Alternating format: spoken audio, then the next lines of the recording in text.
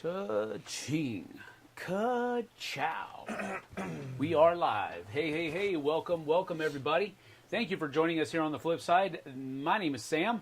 I'm JT. And we are playing Oathsworn. For the first time. To the Deepwood. Thank you for making that delineation. This is the first time, and apparently, this is a bear. It's not exactly a bear, but there's a lot of stuff going on. Yeah. And it's a campaign game, so half of the stuff you read, you don't quite know until you open the secret books. So that's what we're going to be doing today. So it is going to be a learning game. Yes, definitely a learning game. So we will do our best to not make any mistakes, but sometimes we will make mistakes. We'll overlook something. We'll forget something. So you'll just have to understand that that is probably going to happen no matter how hard we try. Now, with that in mind, we do have Toby from Shadowborn Games that is going to be here later on. He said he's going to be a little bit late, but he said he will stop by. And so if we are making mistakes while they're watching, they'll probably let us know.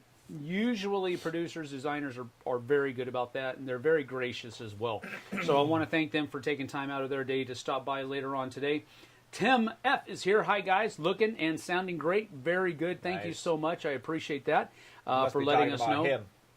No, I was talking about the sound and the audio. Oh, okay. And the video. The audio and the video. That's all that they were telling us. That was not a commentary on our good manly looks. Great. Not at all. All right. Perfect. So, we are playing Oathsworn into the Deepwood. I am taking on the role of the penitent and the priest. So we have William the penitent and Bartholomew the priest. Nice. And you are taking holy on warriors over here. That's right. We need to quell the evil in the land. Just to balance it out a little bit, I am taking on Talon the Cur. Look at those two daggers. Yep. He sounds like a cur. That's right. And Maple the Ranger. She's a tree person, so Maple's a good name for her. She's really cool. She makes her own arrows. So kind of like Groot. Like literally. She grows her own arrows. An arrow, plucks it, and shoots it. So that's pretty cool. Thematically. Yep. As far as our character sheets, we're going to jump right into the game. But as far as our character sheets and a little tiny bit of setup, there's a bunch of tokens and stuff like that we'll set up first. We got lots of dice. I'm going to set up another camera angle too. You're going to set up what? The with top my phone. Yeah. Oh, yeah. We got lots of dice to play with. Oathsworn's a very interesting game in the fact that you can either do a more deterministic type of combat where you're drawing cards. What you'll see over there, there's 4 decks of cards. Those are for the enemies. When we fight them, they are going to be running off the deterministic combat. For us, we get to choose. We can either use dice or we can use the cards. Sam and I talked before the game. We like dice, so we're just going to leave the cards over there. But the cool thing is if you really want to get in the strategy and the depth of it, you can play with the cards. You can do an attack and use cards, and then your next attack you could use dice, and you can go back and forth however you like. So you can kind of, I understand there's a thought process between knowing, because there's 18 cards in there, and it's basically 3 dice worth of faces. So you could determine if there's a bunch of misses that have already happened, or if there's a bunch of misses right out ahead of you. So you could do that kind of determination. But we like dice. We like that extra randomness and that extra enjoyment in the combat. So that's what we're going to do. Our character sheets, or our character cards, I guess. There's another really cool thing in here where you have to play with 4 Oathsworn. You have to play with 4 Oathsworn no matter what. But if you're playing solo or even 2-player or even 3-player, you can throw in what's called a companion, which is the same characters but with a simplified set of rules. So you can use them. They're still good and they're still powerful and helpful, but they're easier to manage. Whereas we like to do it the hard way, so we're going to do 2 full characters each. Yeah. Those characters are going to come with their own abilities, their own equipment. Most of that we'll talk about when we get into the combat phase. But we all have special abilities. One thing to note is we have this animus, and as we do actions, We're going to find in the city phase. I don't know how the city phase plays out because I've never pulled a city card yet. But excuse me, sorry about that. But as you do actions, when you're moving around the board, which we'll go over in combat, I guess I should slow down. But for every square I would move, I would have to spend 1 animus. Actually, it would be over here, but I'd have to spend an animus into the spent thing for every step I took. And then depending on what was on the cards, if it said spend 4 animus to shoot your bow, then or whatever, then you would do that. Basically, when you're out of animus or good things to do, then your round is over. So this is your action selection, and you're going to be spending more based on what you're doing. But this gives me vibes of Conan and Batman. Oh, I like it. That's what that gives me vibes of. But other than that, we're going to start out with 6 health each. We're going to use these cool metal dice for our health. Otherwise, you would just use a nice red 6. Your defense value, which we'll talk about later, but is based on what cards you start with. So for the cur, I start out with 2 bone knives and some tattered rawhide wrappings. And the tattered rawhide wrappings say that my defense value is 2. So therefore I put a 2 token here, and we'll show how that works later. Then you'll have some might cubes, which will be different colored dice that you can use. Just a quick note, we'll talk about this more in combat, but you have 4 different colors. The white dice are the weakest, then the yellows. So the ranger starts out with 1 yellow, which is nice. This guy will just roll a bunch of whites. And then there's reds and the blacks have even these big 5 damage hits. So, but they're we have it set up over here properly. So from top to bottom is strongest to weakest. Yep. And then for city phase setup, first thing we're going to do is we're going to open We Are the Free Company. So, and really we should go to the app here shortly, but We Are the Free Company for Oathsworn. We're going out to fight. The first thing says, and it's probably going to duplicate it when I open the app, but the first thing says that the world wasn't destroyed by war or famine or anything else like that. It was destroyed by the forests. Like the forests are taking over, the trees are taking over, and we are fighting against the creatures and the trees and everything else like that. We've been hired as the Oathsworn, the Free Company, to go out and battle these things. So this is not an environmentalist's game. No, unless you want the environment to win, because it might. And then we have a starting deck of cards for events for the Deepwood, and a starting deck of cards for events for the city.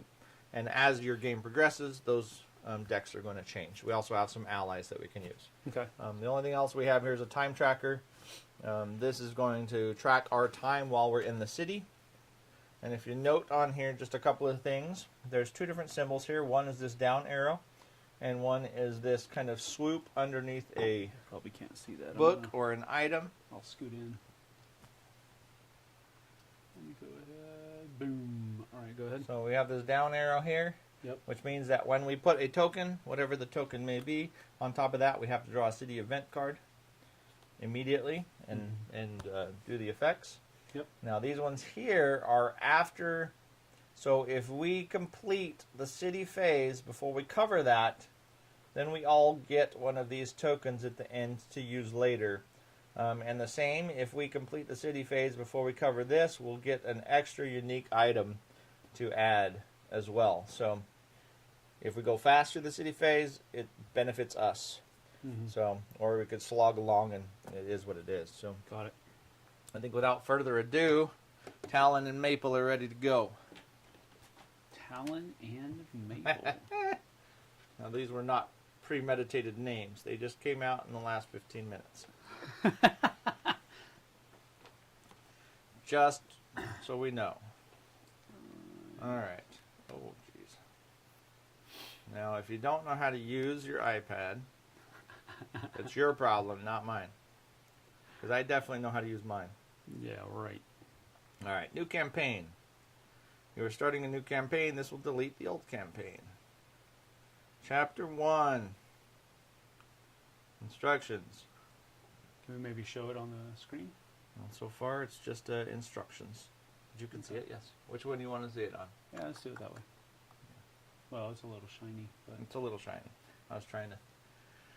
All right, instructions press here. Location 21, the Wire Road and the Deepwood Approach.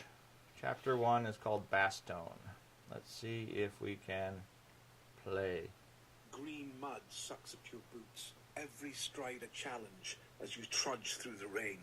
Your hands grip the thick iron cable of the wire road, pulled taut through rings, sunken into the trunks of hideous trees. For days now, it has been the only evidence of humanity's existence in the Deepwood. Clinging to this lifeline has not worked for everyone, though. You are one less than when you left Verum. It was nothing any of you saw, just a thrum in the wire behind you, and then a scream disappearing into the dark. The memory is fresh in your mind, but this is not the time to mourn, not here. As you travel, vines and black tree trunks spattered with sickly pink cysts block your view ahead. Things slither away and rustle through the undergrowth, but they are of little concern. One cannot afford to jump at every noise in this place, or else you'd go mad. It is only when the sounds slither towards you that you need to worry. Relief from walking through this overgrown hell is promised as the huddled profile of the fortress town of Bastone looms in the distance. They are the ones that sent for you. People have been dying here, though not of hunger or of the Deepwood. Those don't leave much of a man when they're done. Something else is happening here, something that is leaving plenty of bodies. The crumbling city walls tower before you. As you approach them, you spot something laying at the base. Okay, so we have a choice. We can either explore the base of the wall or get out of the rain and head to Bastone's gate. Oh, we're looking at what's at the base of the wall, brother. All right, here we go. We're checking out the wall. Before moving on, click all the instruction buttons. All of the instruction buttons, okay? Was there an instruction button I missed? Instruction, press here. Open Mastery Envelope A and place its contents in the center of play. Place the free company marker on location 21. Place the chapter time track beneath the map. Take the Path A card. Mystery envelope A. There it goes. Do not open until told. We have been told. Until now. Yep. So, Okay. this looks like So a take map. everything out of there. There ain't nothing else in there. All right. Put it out there on the table. So, this is that. We are in Bastone. Might want to flip it around. Yeah, I'm going to flip it around. I'm going Flatten it to out. flatten it out. Yep. Okay. We have the Path A card, which I'm just going to sit down here, so I don't know what it's for yet. We have our time track, which we already talked about a little bit. And we are going to, I don't know what marker to use. You can use, it says use one of your characters, but we have this cool marker. Yes. So we are going to place ourselves in location 21, the Wire Road. I don't know what I knocked over. I thought it was my character. Okay. There we go. The free company markers on the Wire Road. Sucks at your boots. Every stride All right. You need to And get it- one of the kids in here to run that? And it says time. Yes. Bring in a teenager. All right. We are going to explore the base of the wall. So we are outside here. A driving rain batters the city walls as its ancient gravestones stand in defiance of the Deepwood's reaching limbs and the beasts that stalk beneath them. The deafening roar of the downpour hinders your ability to detect the sound of any approaching threats. Uh-oh. You stay alert, noting the danger. At the base of the walls you find jumbled piles of branches and bone collected together like nests. In one of the scattered nests lies a jawbone, most probably human. Woven into the twigs and branches of another nest is a cracked and broken mask, feminine in design. The once full face mask of delicate ceramic now lies shattered. What would a Thracian noblewoman's mask be doing here? The question is left unanswered as a glint catches your eye. Instruction.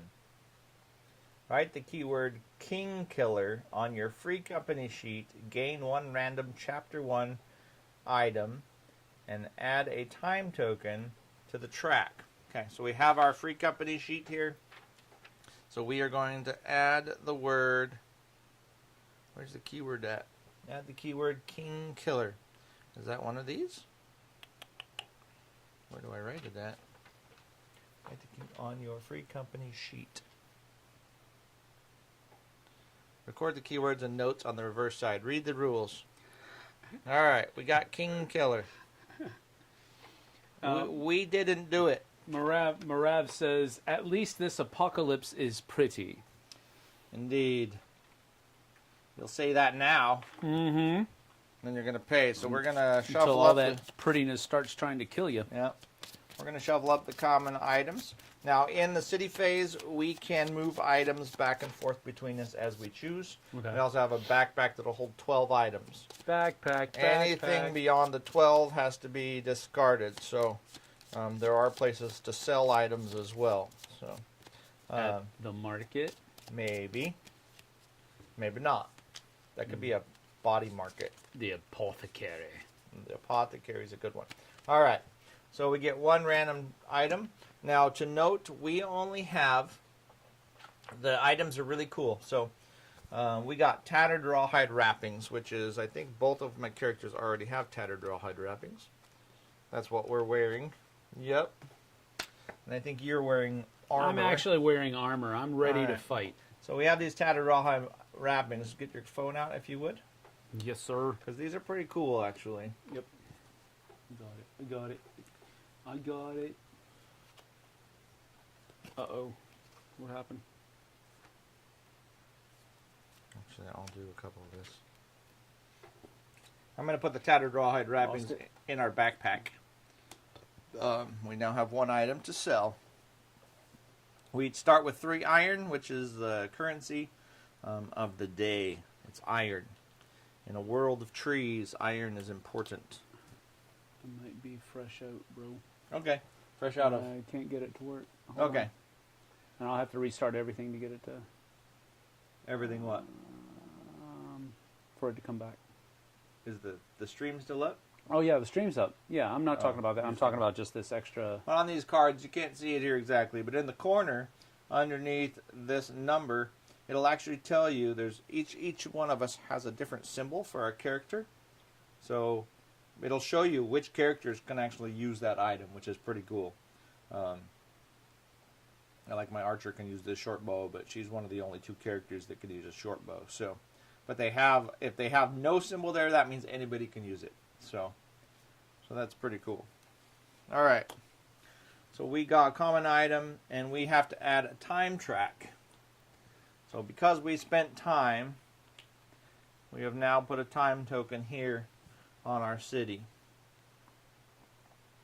Yep, it's not done. I don't know. Sometimes it works, sometimes it doesn't. It's hit or miss. I apologize, people. It's all Why good. would anyone leave something so valuable this side of the wall? What, this broken armor that we don't even like? Did you see what we did there? We put one on the time track. Yes, sir. So, all right, here we go. Place location 22 and go there. Place location 22. So each of these has numbers on them. I'm assuming they want me to put the token there, even though it already says 22. I guess when the token's there, that means that it is accessible to us. So we are going location 22. As you approach the thick wooden gate, a small slat slides unevenly open, and a weary, coal-caked face peers out. Moments pass as he eyes you with suspicion, taking inventory of your many weapons. Then one of you reveals the mark on your wrist. He grimaces. Free company, let me get this open. The slat slams shut, and you hear chains strain as a mechanism pulls the gate open, swinging out just wide enough to squeeze through. You move into the gateway passage and find it blocked ahead by an armed portcullis, a second layer of defense creating a quarantine area. In the passage with you is a single table, lit by a foul-smelling lantern on the wall. You hand him your papers. I'm sure you know the drill, the guard urges as he thumbs through them. Arms extended out from your sides, he raps against you repeatedly with a short, hollow tube of wood. He nods, then sniffs, satisfied you have brought nothing of the Deepwood in with you. You've not come too soon. More bodies last night, he says, as he moves to a rickety table in the corner to mark more paperwork. Papers say you're 5. A grim silence from you answers his next question. Right then, an oath fulfilled, I suppose. He looks uncomfortably away and motions towards a logbook with ink and quill beside it. Make your mark. Right on. So because we're using the app, if you notice, location 22 says if we're on path A, we do 22.1, and if we're path B, we do 22.2. But because we're using the app and it knows we're on path A, because it told us to take the path A card earlier, then it's doing that for us. Yep, that's cool. So, Streamlining. yep, so we're going to do instructions here. Create name for your free company.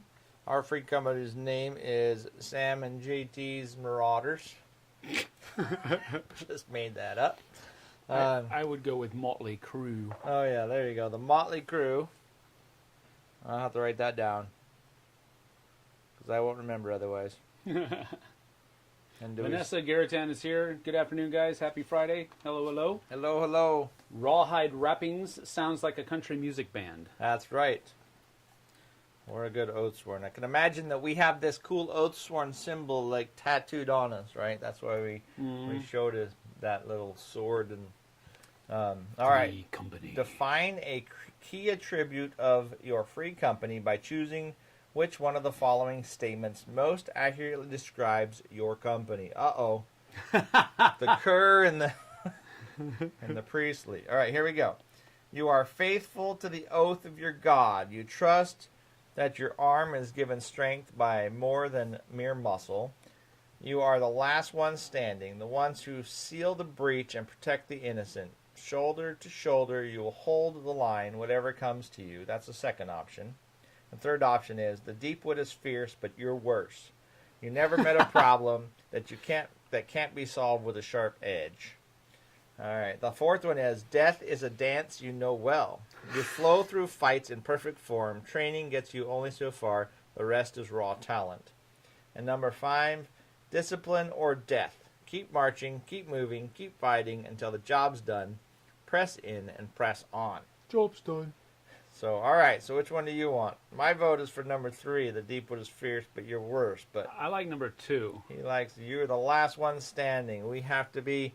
Man, that means at least this guy, he got forcefully conscripted, because he's not sure that 2 works. But we like it, so we'll go with number 2. All right. All Oathsworn gain a permanent defense token.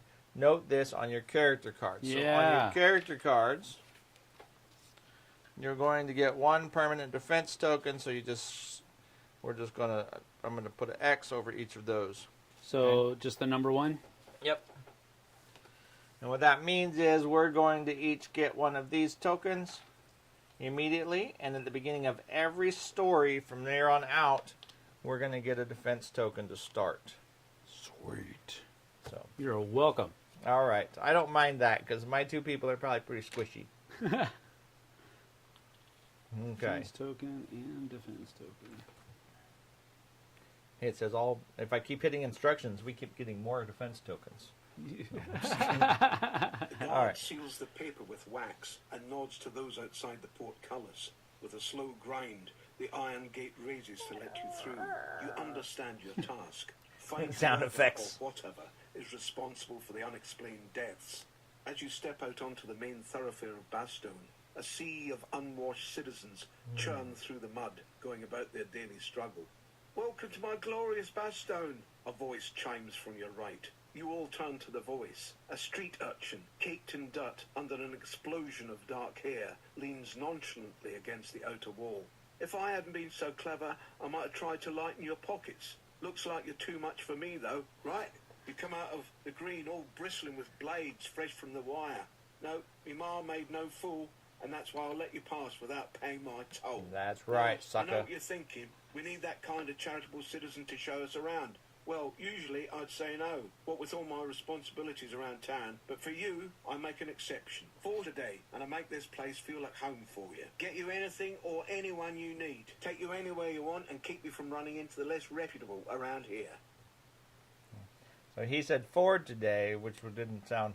It says 4 iron a day. So we could pay him 4 iron to take us around. So we can either negotiate with the boy, because he wants 4 iron, or ignore the boy and attempt to navigate Bastone alone. I'm not just going to pay outright. So I think we should at least negotiate. What do you think? When we do, all right, let's try to negotiate with him. When we do one of these, Ha, you said doo-doo. we have to put it up here. Okay. All right, we're gonna negotiate with him. All right, Encouraged but the by priest has fact to that pay. you haven't left, the boy redoubles his efforts. Midge is a name, and there's none finer to see around these parts. It's clear of no more need of muscle, but I've another skill. I can read. That's right. I stand before you as a scout, guide, scholar, and sage. Midge pushes his way between you to block your way to the town centre. Also, there may be 4 of you, but I think you need another pair of eyes. He grins and shows a spread of 4 iron coins in his hand. You really should take more care of these. He holds out the money to you. See? I told you you'd not pay my toll. So, do we have a deal then? It says, That wasn't much of a negotiation. he says as he hands them back. As he hands them back. Yeah, so it's not word for word. Yeah. So we get to reject his offer and attempt to navigate alone, or accept his offer and try to haggle with the boy. We're still haggling? Yeah, we're still haggling. All right, he stole 4 iron from us. Then he gave it back. Now we're haggling some more. Perform a bartering check, difficulty 4. If you succeed, lose 2 iron. If you fail, you lose 4 iron. Then gain ally card 1, Midge. Okay, so when we do a check, let me see. When we do a check, we only do 1 check for the group. Mm-hmm. I don't think we have anything to help us with the check. Unfortunately, because we don't have any tokens. We just have defense tokens. Mm-hmm. So when we do a check, we have to take a number of white dice that we'd like. So anytime you do anything, like if my person was to attack with her bow, she would get 1 yellow dice right off the bat, and then I can take as many white dice as I want to add to that. You can take up to 10 white dice.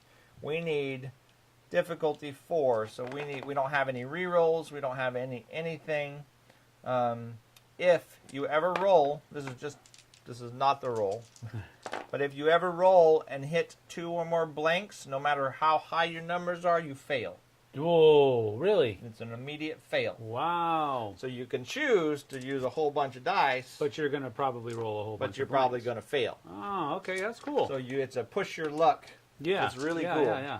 So we can decide to roll 4 dice, or we could decide to roll 3 and hope we get some 2s. But we don't have any reroll tokens. The only tokens we have right now is 1 defense each. So you can get reroll tokens and everything else. Mm-hmm. Or we could do 3. We could do 4. Do you want to roll? We have to get We have to get 4 total. 4 total. Without and that's 2 blanks. The sum of the things up there. Yep. The other cool thing is every time you roll here, we're gonna do another fake roll. Oh, that was horrible. That would have been a fail. But if I'd have rolled something like this, anytime you roll with this outside thing, that's a crit. So let's say that we only rolled 3 dice. Uh-huh. If you roll a crit, or if you roll that, then you get to roll 1 extra dice of the same type, Mm-hmm. and add that to it. And Okay. any blanks don't happen after that. If I would have rolled that, then I'd get to roll 1 more dice and add it to it. Like they will continue to stack. You can or you must. You can, Okay, so if you're like but already blanks have a don't blank. hurt you Oh, after okay. a crit. All right, cool. So I could have rolled that. That would be 5. Yeah. Overall. Understood. So we have to get equal to or greater than 4? So we have to get at least 4. Yep. Okay. So how many dice are we rolling? We don't have anything to help us with that. Let's go with. If it was a might one, then she could probably use this maybe. yeah, the but- yellow. I would say let's go with. I would like to go with 4, but if you think we can do it on 3, I'm good. There are 2 blank sides on each of these, so. Okay. All right, let's I'm going to go with 4. All right, here we go. We're going to try to barter with, thematically. For some reason, I want to start signing something for Oliver Twist. Vanessa says, Here we go. "Got him, 4. got Yeah. him. Here's your 2 iron, punk." That's right, 2 iron. 1 So- from you, 1 from me. I'll give up 1. Well, we can go 1 from the penitent, 1 from the All right, there we go. thing. There we go. Nice. 2 each. Sweet. Then we gain ally card 1, Midge. So we go to... So every one of these decks is based on the chapter you're in. Yeah. So there he is. Midge is an ally. A non-combat ally. Midge, the mayor of Bastone. The mayor what of it says. Bastone. I don't know exactly what we do with him, but we'll see. He doesn't have any cool abilities, so... Alright.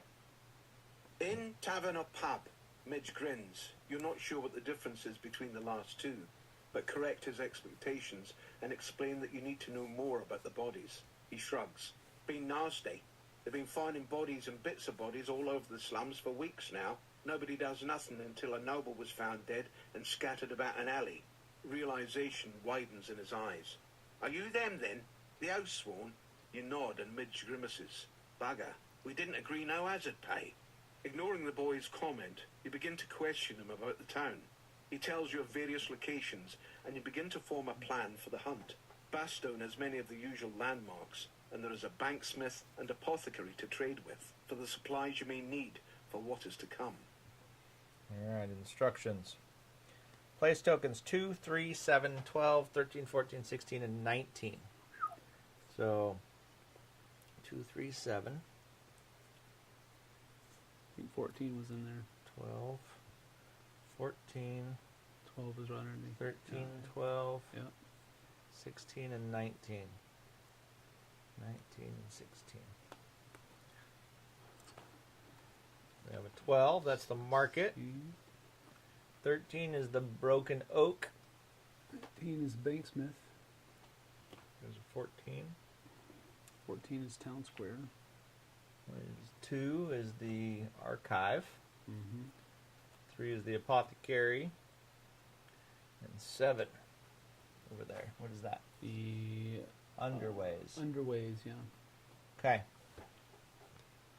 In tavern or pub, Midge grins. You're not sure. All right, you already said that. All right, so choose to go to location 2, 3, 7, 12, 13, 14, 16, or 19.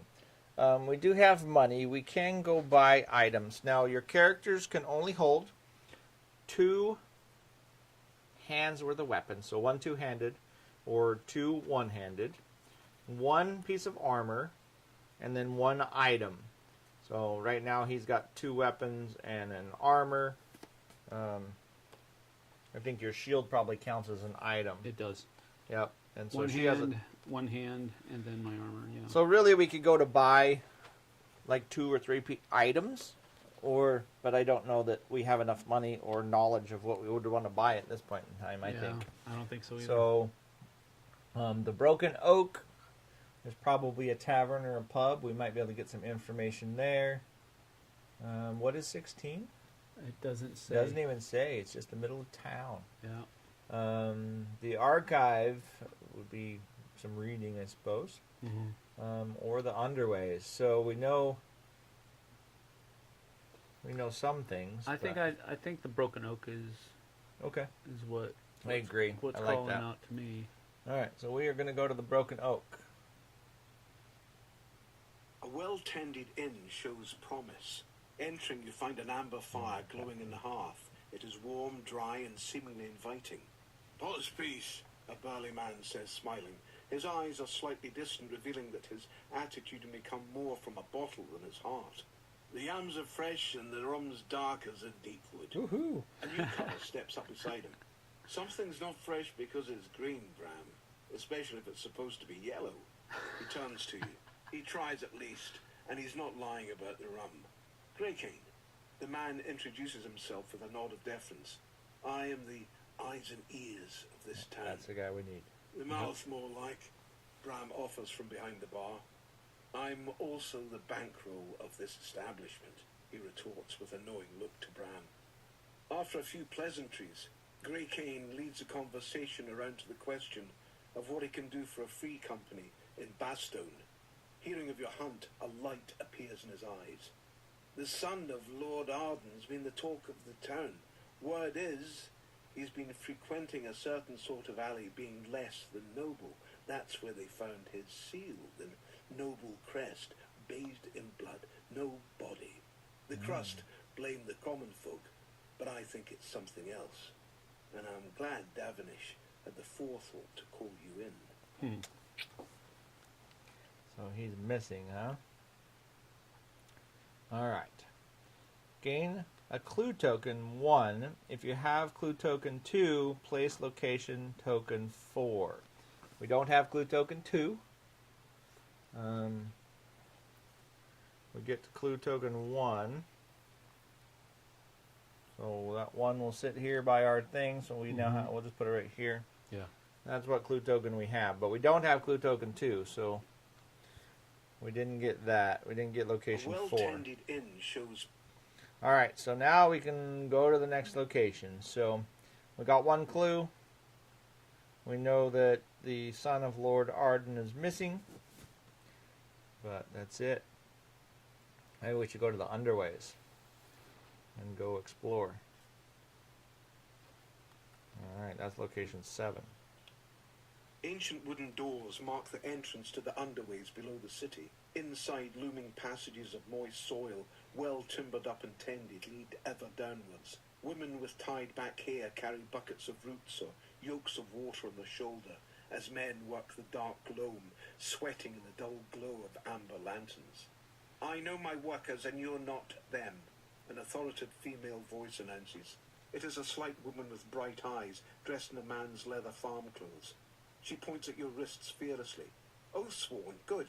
Let's make this fast. I'm Celeste, Overseer. You explain while you're here. She takes it in and replies, nothing amiss down here, yet in the last 3 months I've lost 4, but that's all been above ground. Suicide? Witches? Whatever else stalks the damn streets above, you tell me. I have my men leave in pairs now. No one walks alone upside. Only fool runners like Randall do that. And I've not seen him. He's probably face down in a ditch or face down in that inn the boys go to. That was it. That was dead end. Wow. Out. Hey. What do you think about Town Square? What are we going to find there, you think? I don't know. Maybe archives then? Yeah, maybe we should. I don't know. It seems like it's all brand new. Like, what would where are they? That's pretty hard. And maybe we'll do Town Square. Well, either the one other of guy those. said that he's the bankroller of that establishment. Maybe Banksmith? I don't know. I'm thinking Town Square because all right, there's let's do the Town Square. Now we are going to have to check. Smells of cooking pots and the sound of fervent bartering roll over you. Glancing around, you meet the eyes of the destitute peering from dark alleys and crooked doorways. The square itself seethes with people who retreat to give your party a wide berth when they notice you, creating an island in the rolling sea of bodies. You come to another area, bereft of people. At the heart of the square is a 10-foot-tall iron post driven permanently into the flagstones. Heavy links hang from welded bolts, and a large ring of black soot scores the area at its base. Others you have seen of this kind are made from wood. How many people are they burning to warrant one made of iron? Thanks. You canvass the area and discover that this functions as a crossroads between East and West Bastone, and it seems no violent deaths have been discovered in West Bastone. Oh, in West. So only in the East. So that would be, that half would be where the violent deaths are happening. Well, where's the cardinal directions on the map? Where's the cardinal directions on the map? I'm Right here. This is north. okay. Got it. Okay. That would be east. Yep. So it says nothing has been happening over here. Everything's been happening over there. Yeah. But we covered up this, or we're covering up, so we have to pull a city event. Yep. So we start out with only 6 city events. We shuffle them. So we're just going to take the top one. And we have to do that. Alright. A traveling merchant offers to sell you a treasure map.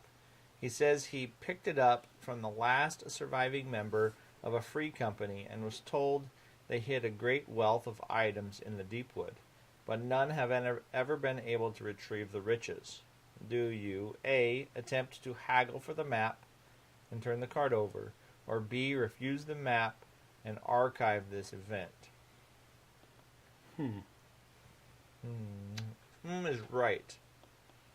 It says a treasure map. Yeah. That screams. Never trust nobody. Right. I don't believe that it's a treasure map. I think it's just a map with an X put on it somewhere Maybe. randomly. Maybe. All right, we're going to leave it? Yeah, I think so. Let's just archive it. All right, we're going to archive it. Okay. Vanessa meant singing something from Oliver Twist, not signing. Oh. Go for it. We'll listen. Okay, Yeah. so now we know that everything's been happening on the east side. We already went to the underways, unfortunately, and that was nothing. And I don't know what 16 is. Right? That's what Marav said. Marav says secret spot 16, question mark, when we were Yeah. talking about where we should go next. I think we follow that then. Yeah, let's go there. 16. Yep. Important, before moving on, oops, click all the instructions. I thought I did. Oh. Duh. Gain clue token 2. Oh, well, This yeah. is before. This is when we're inspecting the burning stake. Yep. Gain clue token 2 and place location token 4. So we went We about might that. override you just yet on that 16. Oh, yeah, maybe so, because we know it's part of the thing that we need to... So we like 16, but we're going to go to 4, right? Yep. Smells of cooking pots and the You sound. shush. All right, we're going to location 4. Using the information you have gathered and, with the help of a couple of street urchins from the east side, you find the spot the noble was killed. You Oh. walk the shady alley. Even the drunk and dying avoid the end of this street. Bloodstains still spatter the walls, the rain running down them having little effect on the marks. Ooh. You search the area for something to help you in your task. Perform a spot check, difficulty 4. This would be like a perception check. Yep. Your turn. Want to do 4? I don't know. Oh, I guess it said difficulty 4, so I just grabbed 4 dice. Seems like it's a good... Yeah, let's do it. Do 4. All right. I'll 3 do- blanks coming up. We got to get, that's 2 1s and a 2 at least, right? Or 3, 4 1s. Yep, okay. You can do Alright. 5 if you want. Are we sure the map is oriented correctly on the board? It isn't Yeah. oriented correctly to this board. No, There is... this is a combat board. We just Yeah. left it here. Yeah, we just left it here so that we could have it ready. The cardinal directions are down there where JT's finger Yes. is. So So, it says north here, yeah. north, east, southwest. All right, here we go. Man, You did it. Killed it. I laser beamed whatever I'm supposed to be looking at. Spot checked. And so for this one, you would actually get to keep rolling. Not that you need to, but There we go. there you go. All right. Perform a spot check, difficulty 4. You crushed it. If you succeed, bam. Your eyes follow trickling water down the walls, watching as it gathers in the gutters, then runs towards a nearby sewer covered with a hatch. Curious, you haven't noticed other large hatches. A coincidence? Examining the hatch, you find it's not fixed and sits off kilter. Your nose protests, but your guts tell you this is it. Your nose protests. I love that line. Indeed. All Oathsworn gain a redraw token. Redraw token. So we do have our things right here, just so if you know. Yep.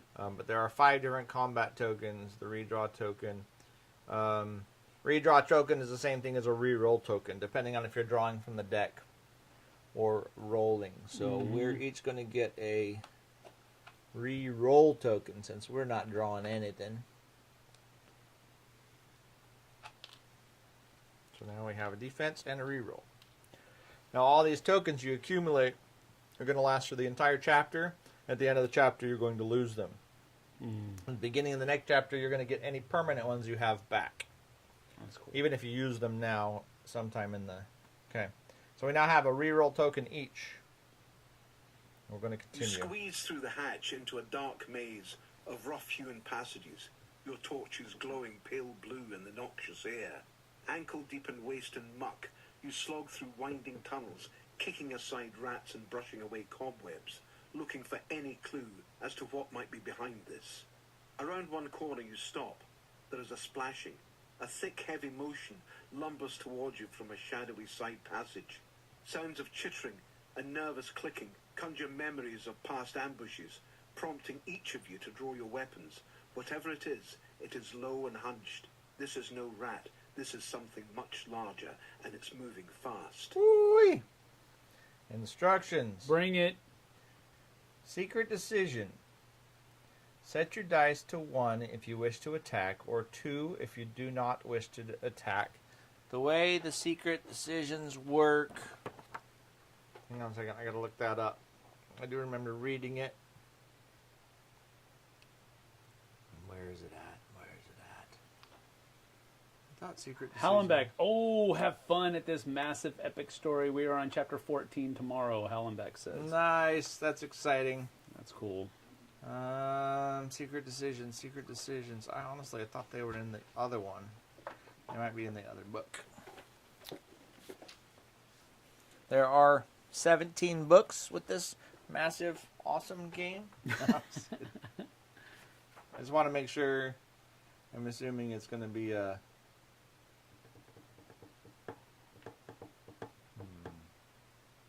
Doesn't show it there. Secret decision. I know I read it. So I imagine we just each one of our dudes is going to take a die. This is just my thought. Yep. Each one of our dudes is going to take a die. We're going to set it to where we want, and the majority wins. Yep, I would think so. So we'll just we'll do that. Now we each get 2 each. So all right. So set your die to 1 if you wish to attack, or to 2 if you do not wish to attack.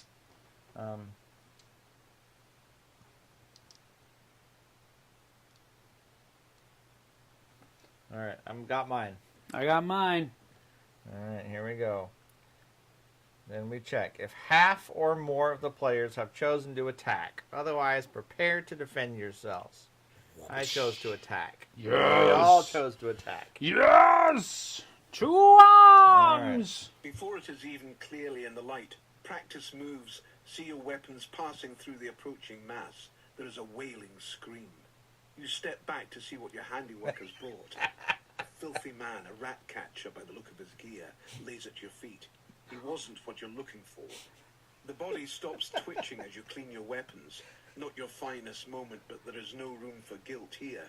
A rapid search of the corpse reveals nothing of value. Faces stern, you press on. All right. Oh, the penitent and the priest are going, well, I guess that was the wrong idea. We followed the cur. What can I say? Last time we follow you. You wade through the muck, trying to pick up a trail. The sewers are a labyrinth of crisscrossing tunnels. More than once things bite at you from beneath the water, and at one point a swarm of small, dark shapes descend on you. Uh-oh. Each Oathsworn performs a survival check, difficulty 4.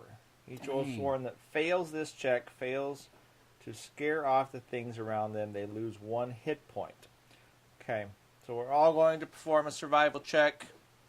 I do have a couple of questions. What happens Yes. on a tie? Did they say anything? On that one? Yep. If half or more, it said. Half or more. So okay. that would be a tie. Yep, that would be a tie, yep. And then Hollenbeck says, look at the index on the back.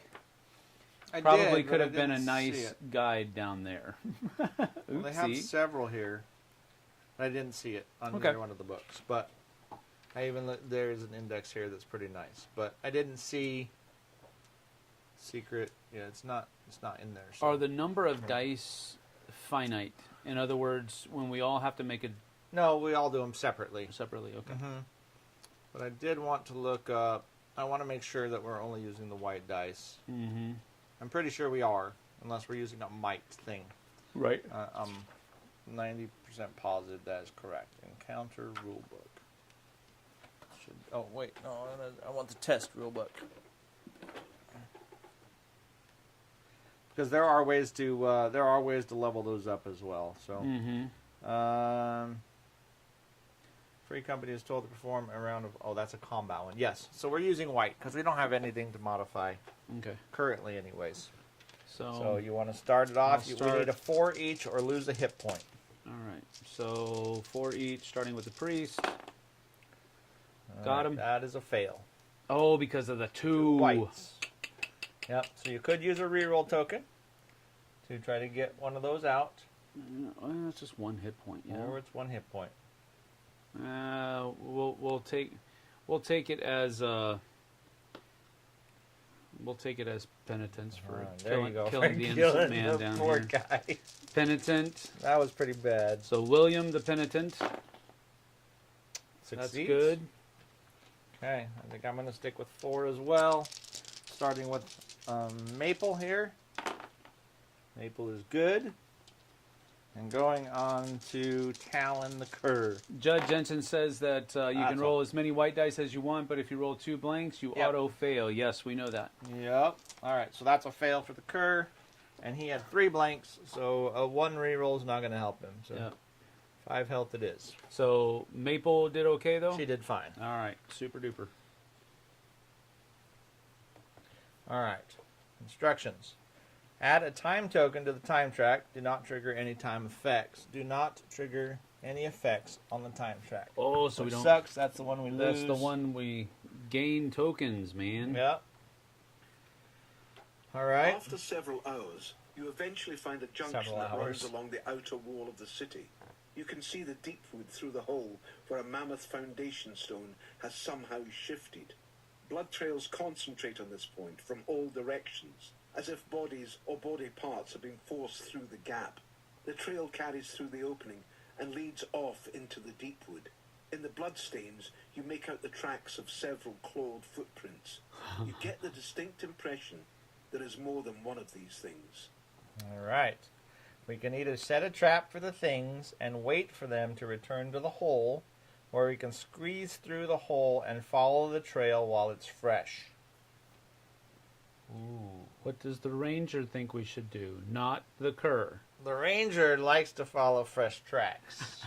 Doesn't want to lose the tracks. Don't rangers set traps for things rain. too? She's not that kind of a ranger. Oh man. If I got to do it by what the ranger thinks, she thinks we go while the tracks are still Yeah, good. but if we follow the tracks, we might follow it we into could its sit here lair. for 20 hours waiting for them to come back. What if they're not hungry? They just ate. Maybe. Is it fresh blood? Yeah, it's fresh. Oh man. All right. We're both a little gun shy after killing that innocent dude. He was just down here working, and we just sliced and diced him. We were just following your lead. No, we're following your lead, Kurt. All right, yeah, let's head out. We're going after the fresh You tracks here. squeeze through the small hole and find yourselves in the no man's land between the city walls and the Deepwood. You look off to the tree line and check your compass. This item is near sacred to you, as well as all free companies. It is the only chance you have of navigating your way back after you enter the Deepwood. Yeah. Steel yourself and head in. Add a time token to the time track. Do not trigger any effects of this time track. All Oathsworn gain a redraw token. So we're going to add a time token. We don't have to do the We event. don't do the city event. And we all gain a redraw token. A redraw is a reroll. another reroll. Yep. So we got 2 of those puppies now. Okay. The trail is not hard to follow. The sickly brush is torn and trampled by many feet. Half a league from the city walls, you come across a large circular depression, littered with scraps and bones. That is when you see her, the hulking rat-like form of the broodmother.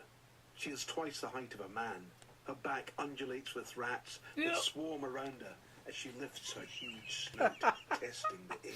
I don't like that Her word, head of undulate. rotten fur and gnawing teeth rolls towards you, and with a ravenous hunger, her eyes meet yours. Uh-oh.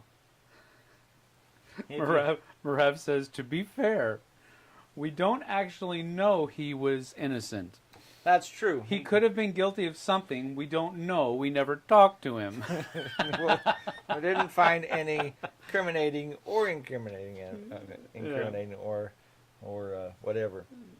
If you did not, let's see. If you have Mystery Chest 1, open the box now and proceed to the Chapter 1 encounter. Do we have In the mystery encounter, Do we you do. have Mystery Yes, Chest sir. 1? Oh, boy. Yes, sir. Here we go. We're going to assume you're innocent until proven guilty. We didn't prove him guilty. We just killed him right We're out. going to presume... So we're assuming he was an innocent man just going about his daily activity for the city. We're not. We're assuming that he was the one that's been breeding and feeding this broodmother. Oh, that could be. That's what I'm saying. All right, for all of you out there, here comes Mystery chest number No, 1. look at that thing. Oh my goodness.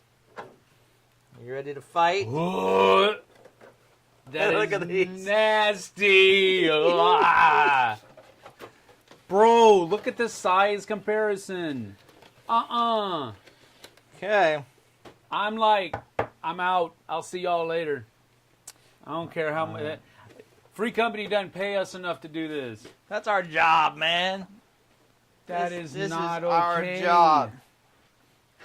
Isu says, holy jeez, that is huge. All right, we're going to put Midge away because I don't think Midge, the non-combat ally, is going to help us currently.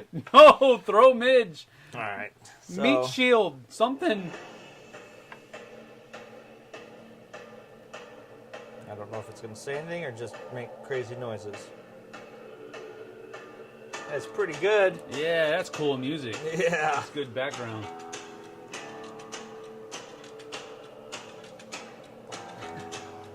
Isu says that thing crushed like 20 blocks of city buildings already. All right.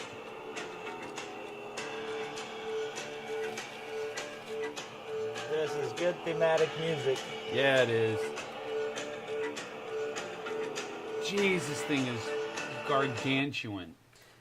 After the encounter, continue to the epilogue. Uh-oh. So that's it. This is all battle time. Okay, so one of the things from our time track. Where'd our time track go? It's over here. So from our time track, we get an extra unique item. So, Because we haven't covered that because up? we didn't cover that up. Okay. So that means that, I don't remember if it goes in our backpack or if it goes, draw a unique item card to add to the rewards gained in the epilogue. So we have to defeat. So we have, these are all level 1 uniques. So if we defeat her, we're going to get whatever this is. Okay. Extra, because we didn't cover that up. Okay. So you The said rest of if. those- I, I find your lack of faith When. disturbing. Kerr. All right, so we still have our allies. Yep. We still have our path card, but we don't need it. We still have our backpack. Now, when you're in combat, you cannot change items freely. So, we are going to go to Encounter Book. Sorry if I'm standing up. No, you're fine. You're fine. It says you draw 1 extra at the end for victory. So, Okay, copy that. Yeah. 4 hours of combat music, it says. Hallenbeck says there's 4 hours of combat music on there. On that one spot, Well, I don't know. Oh. I think that might be all I'm together. going to put it down nice and quiet. All right. Jungle Cowboys. Instant action mode. We don't want instant action mode. Encounter book. How to use the encounter book? I don't want that one. Encounter setup is page 6. Okay. But aren't we supposed to have... Alright. I don't know where to do this at. Alright. Mystery box 1. Envelope number 1. We already did envelope 1, right? Oh, we did envelope A. Yeah. We need to find envelope number 1. So, you want to check over there? We'll All right, so she starts. We're also going to start with some trees on the board. Like I said, we haven't done this before, so. All right, oh, 4 trees, not 3 trees.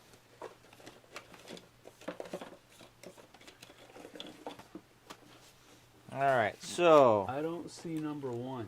I Where just have is- Mystery Envelope 5 or V, Mystery Envelope Y, Mystery Envelope 11. Okay, I'll double check and see if it's over here. Okay. C, D, we have E, 5 F, trees. G, H. Man, how do we line up these trees? I'm going to put this right here, and not to knock your stuff around. Oh, you're good. One tree goes right there. Trees obviously block line of sight and movement. This one's harder to see because it's already Yep, there you go. right there. This one goes right underneath the big vine. This, I think, is I think it facing covers this part of the big direction. vine. This is where the... So I think it goes like that. Goes right there. What's that? I think that goes like that because Yep. there's a little arrow under here and it's facing this Yep, direction. that's the way she's facing. And then I think there's 3 smaller ones as well. Yeah, that's why I don't see the 3 smaller rats. Maybe they're in the other... 'Cause it didn't ask me to open another box yet. Well, so we need to find eye and triangle. They're not over there. Okay. Don't know where they would be. Really? They're not there. Bum, bum, bum, bum, bum, bum. I don't think I put any underneath. Let's see if there's nothing else in envelope A either. So definitely not over here.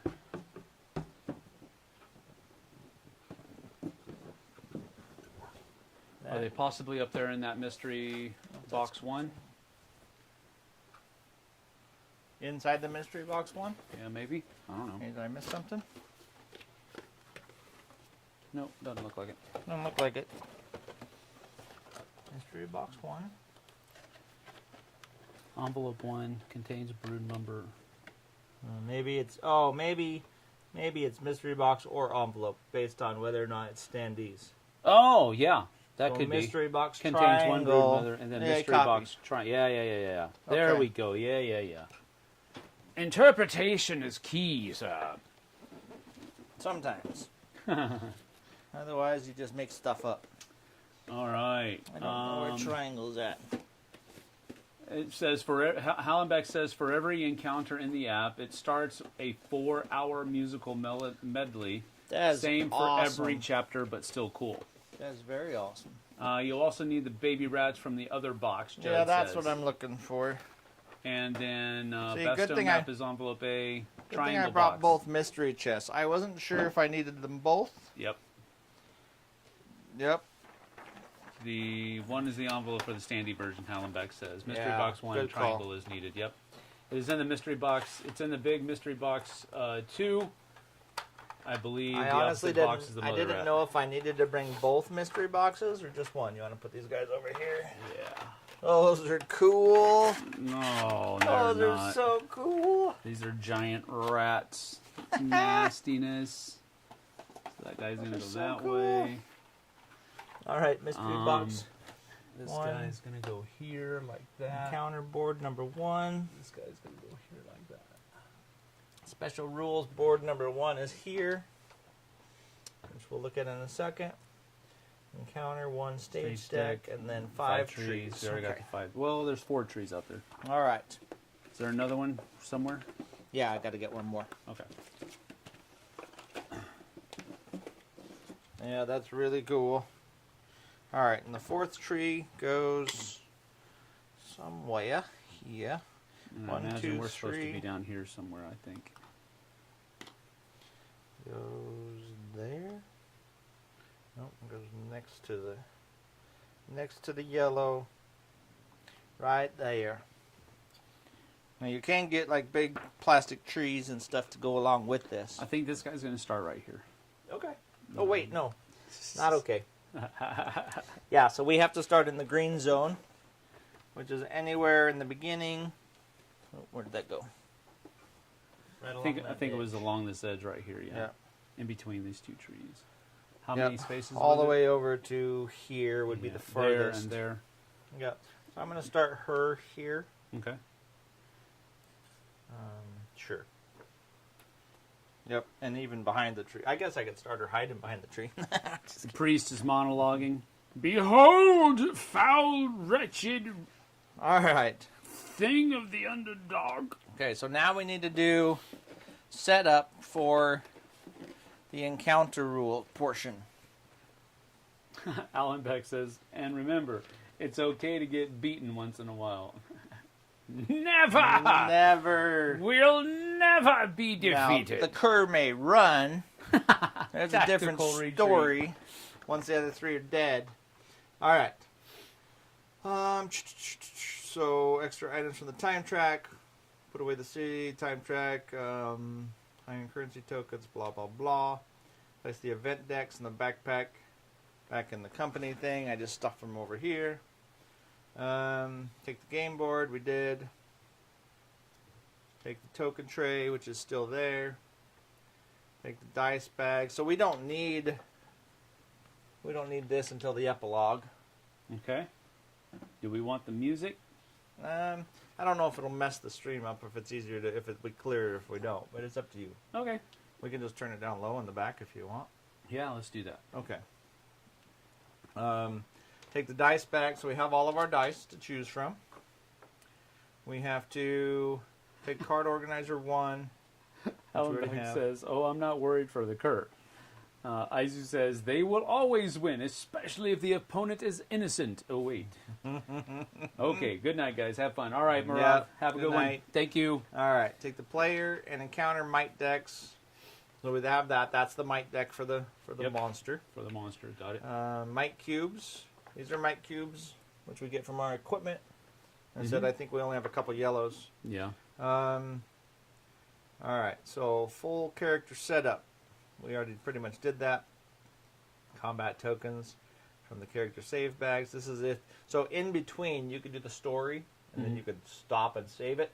Yep. And then you could come do the fight later. Yeah. So you can save in between either of those sections. But That's good. open the combat book, the encounter book, and set it up. Okay, so the special rule board for your current chapter, we have that. It's up there. We're gonna have to figure out a place to put that. I'll put it up here. It How's needs that? to stay face down This for now. Yep. Okay, so we'll put it right here. Okay. Yeah, because we won't be. Oh, this is hopefully- the encounter board. Do we Yeah, need we're gonna encounter need board that one? too. We're gonna need them both Need separate. both. Okay. Maybe we could put one here Yeah, that'll work. over our unique item. And then we can't run to the corners now. We've shrunk down our. All right. Area. If this is your first encounter, read the how-to. Nope, that's too easy. Place the encounter board face up. All right, so here we go. This is our encounter board. Dun, dun, This is the brood mother. Now, on the bosses, they have 5 different sections you have to hit with 6 hit points each. What? So he has a core, he has 2 flanks, he has a rear, and a front. So it's got 30 hit points? Yep.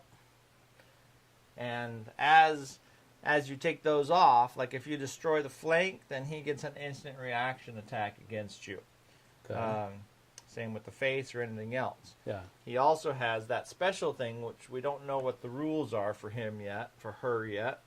But depending on when those come off, she may become meaner. She will probably become meaner. It's kind of like a multi-stage boss fight, Sure. where once you do so much damage, you change to phase 2 and phase 3, Yep. and get meaner and meaner and more ferocious. She's angry. She's Yep. angry. So 30 hit points. So I need the 15 stage cards. Where are they? In at? box 3. Box 3. Who I said think you that? still need the encounter cards for the encounter in box 3. That's Judd.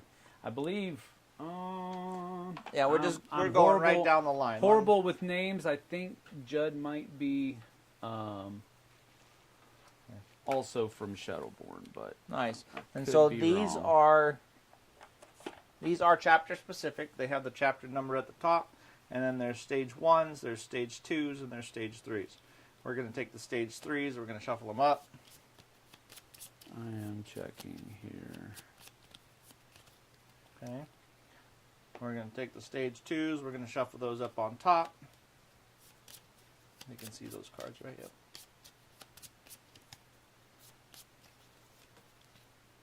And we're going to take the stage 1s, which is where she's going to start. The brood mother's going to start in stage 1. By the way, that app is Jamie. awesome Jamie, so far. not Judd. Sorry, it was a J, Okay. but Jamie and Toby. All right. Those are the two from Shadowborn. So technically, the stage deck belongs here. just no good spots here, I'm telling you. All right, we'll put the stage deck here because I need a place to discard cards. Okay. And then I think we're going to flip the top one over face up. So we know what's going to happen during, so it's kind of a show you what's going to happen on her turn. Mm-hmm. She's going to release the brood with an extra rat, which means we have to read what release the brood is. Then she's going to move. Then she's going to do whatever's on that card. So she's going to encourage. That's an interesting attack for her, but encourages it. Well, she's encouraging her brood. Oh, there you go. She's sending the horde. She moves 3 spaces northwest. Was it really that started with 3 little rats? Yep. Man, I thought it started with 2. No, I'm just kidding. In comparison to our models, they are not small. They're not little All right. rats. These are large rats. So now in your bags, Okay. these are your action cards. Now you'll note the first one is if this person's a companion, so you're not going to use. Okay. And then all of these are also based on whether or not you're using him as a full character or as a companion character. So your first 5 cards can go right back in the bag. 1, 2, 3, 4. And I actually have these separated out. So there's a 3, card 4, separator 5. here. You're going to want the 7 cards that have this little star symbol for our first playthrough.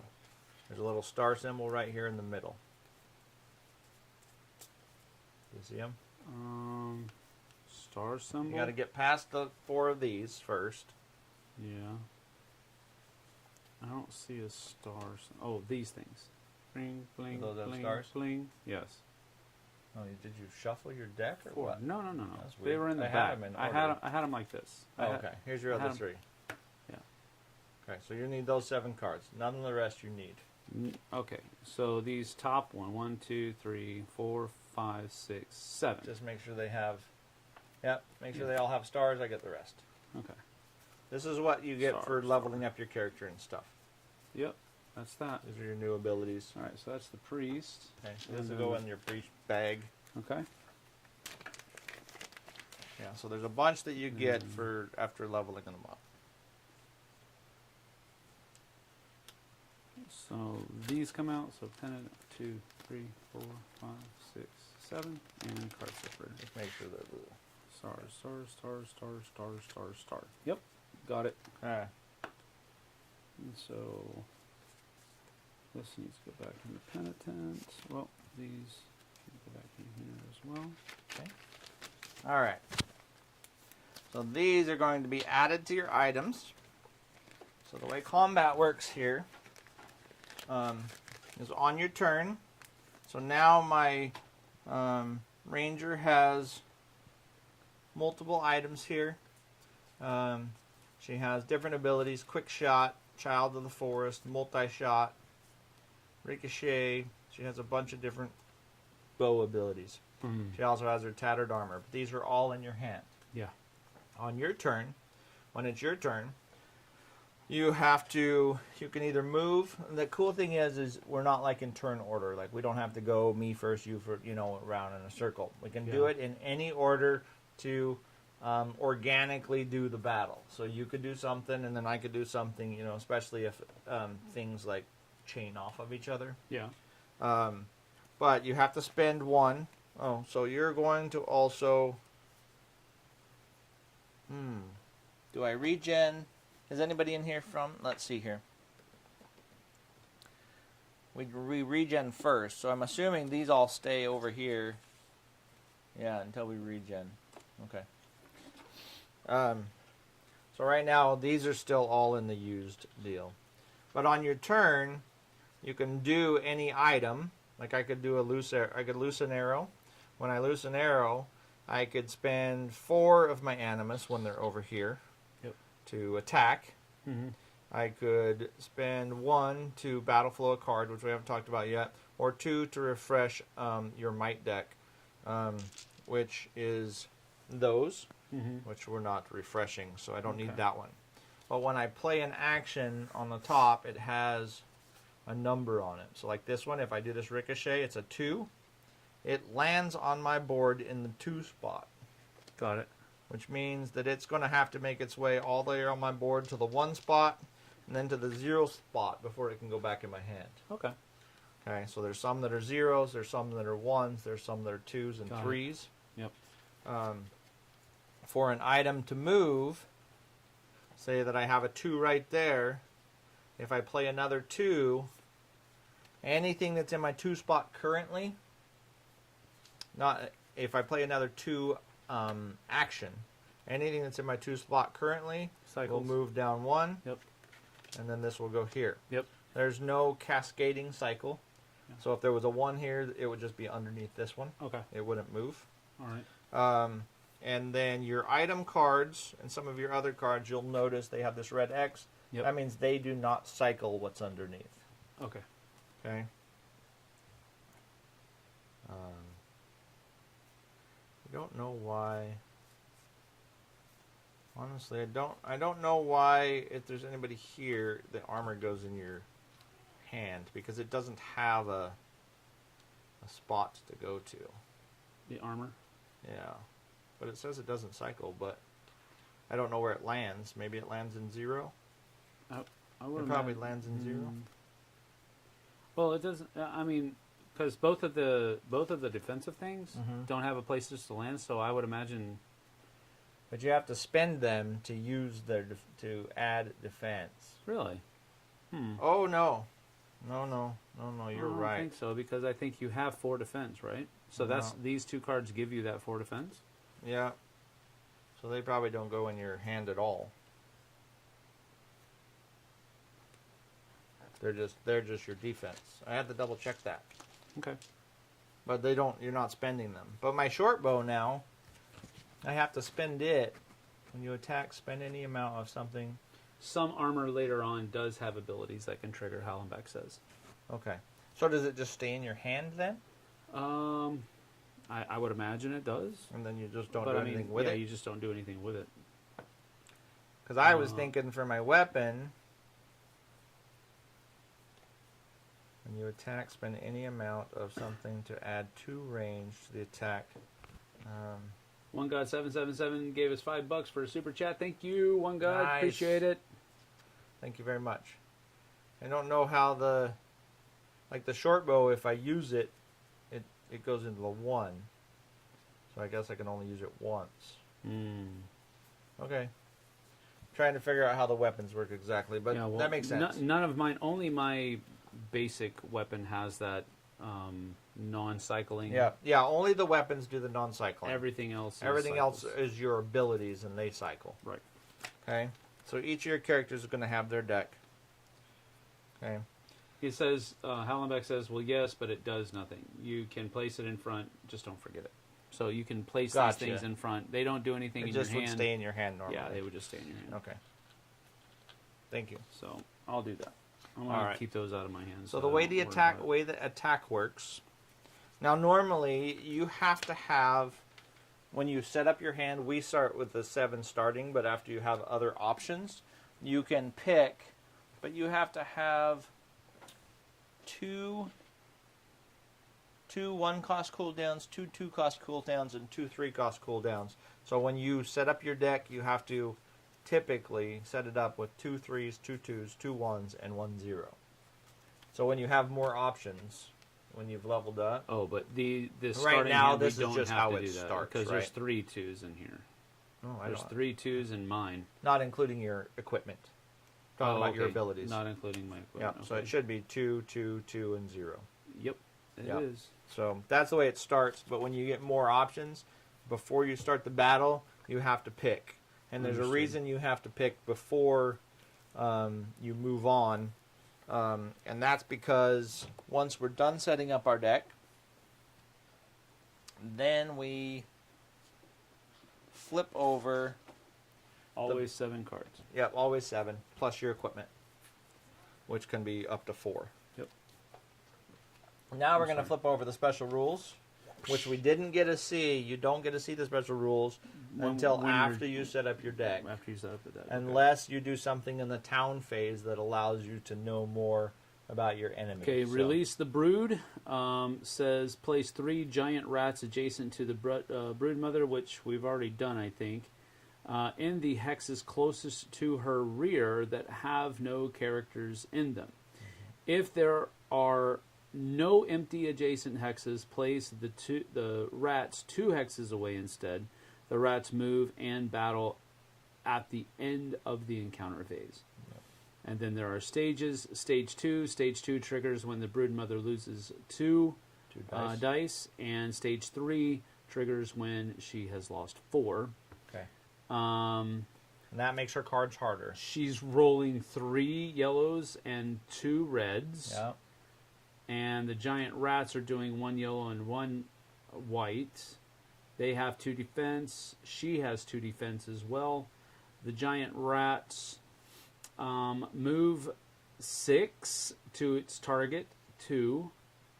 Battles the target, has only 1 hit point. Rats are immune to all broodmother attacks unless specified. Okay, so the way that works is, and the giant rats, you'll see they have the ability mob.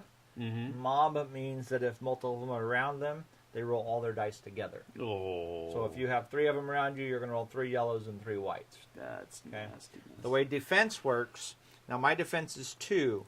So let's say the broodmother attacked me with whatever. 2 red, 3 yellow. Now they don't care about crits. Crits don't count, and blanks don't count for them. So they can't miss. But we're drawing cards for them. Yeah, right? they always. I'm just using this As an example. Got it. So if she was going to attack me, oh my gosh, look at that. That would be 8, 9, 10, 11, 12, 13, 14, 15, 16. That would be 17 damage. Okay, you need to stop rolling. Now I have 6 health. So, but the way this works is you take the value and you divide it by your defense. Uh-huh. And that's how much damage they do. Okay, well that's cool. So your defense, so if I spent one of these to increase my defense, It would be then divided it would by be a 3. But you can also spend your cards with this number on the bottom. So I could spend this ricochet card Uh-huh. to increase that to 2. So if I spent the ricochet card and this, then it's divided by 5. Rounded down. So she would do 3 points of damage to me with that hit. Right. Okay, so there are ways to mitigate even massive hits, although 3 points is half my life, so Yeah. that would be a horrible hit. But Okay, you need to stop. We're using cards for them now. we are using cards for them. From now on. So You're they not don't rolling hit any more dice, Not Captain. for them. Well, I hope I Captain get a Heavy hit Hitter. back. Okay. Encounters always draw might cards. Yeah. Because of consistency and the ability for you as players to count cards. Yeah. Yep. I think I'm going to play through it once for sure when they're rolling dice. I'm a D&D player. I don't care Yeah. about mic cards. But no, that's I shall hit you with the power of math. it is recommended for sure that you use the cards for them. Yep. Okay. So anyways, we are going to go to our, I wonder if are the phases on here? Turn order phase. Yep. So if we were ambushed in the first turn, we would skip the refresh and the Oathsworn phase, and we would go right to the baddies phase. Okay. But since we're not, we're going to do refresh phase first. So each character gains the amount of animus equal to their regen value. So I get a regen 6 So do I. and 7. I get 6 on Okay. both. So there are other abilities that are going to help you regen things. Special abilities, you want to know what your special abilities are now. For each hit point I lose, including during the story, gain a whatever that is. Is that one of the tokens? Yeah, it is a token, but it looks like a die with 3 This token? arrows on it. Yep. So what this is, and there's other things that are doing that, this lets you level up dice. So if you were attacking with whatever, 3 white dice, I could. you can level up to 3 of those. So you could level all 3 of them to a yellow. You could level up 1 yellow, red, black, and roll this instead. Or you could, like I said, you could roll 3 yellows instead. Got it. Or any combination thereof. So that's what that does. Cool. And it's called a... So I haven't got Empowered I haven't got token. that yet. No.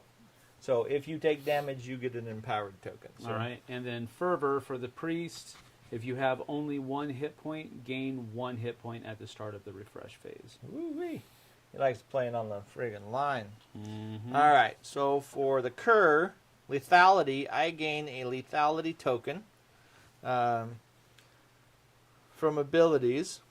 Before using an ability, you may expend up to 5 of these to empower it. So, empowering, depending on how many I spend, I get to empower that many dice, which is the same as that thing. Yeah. But if I have 5 of them and I spend them all, I can empower 10 dice, or 10 times. So he can, like, get his backstab going.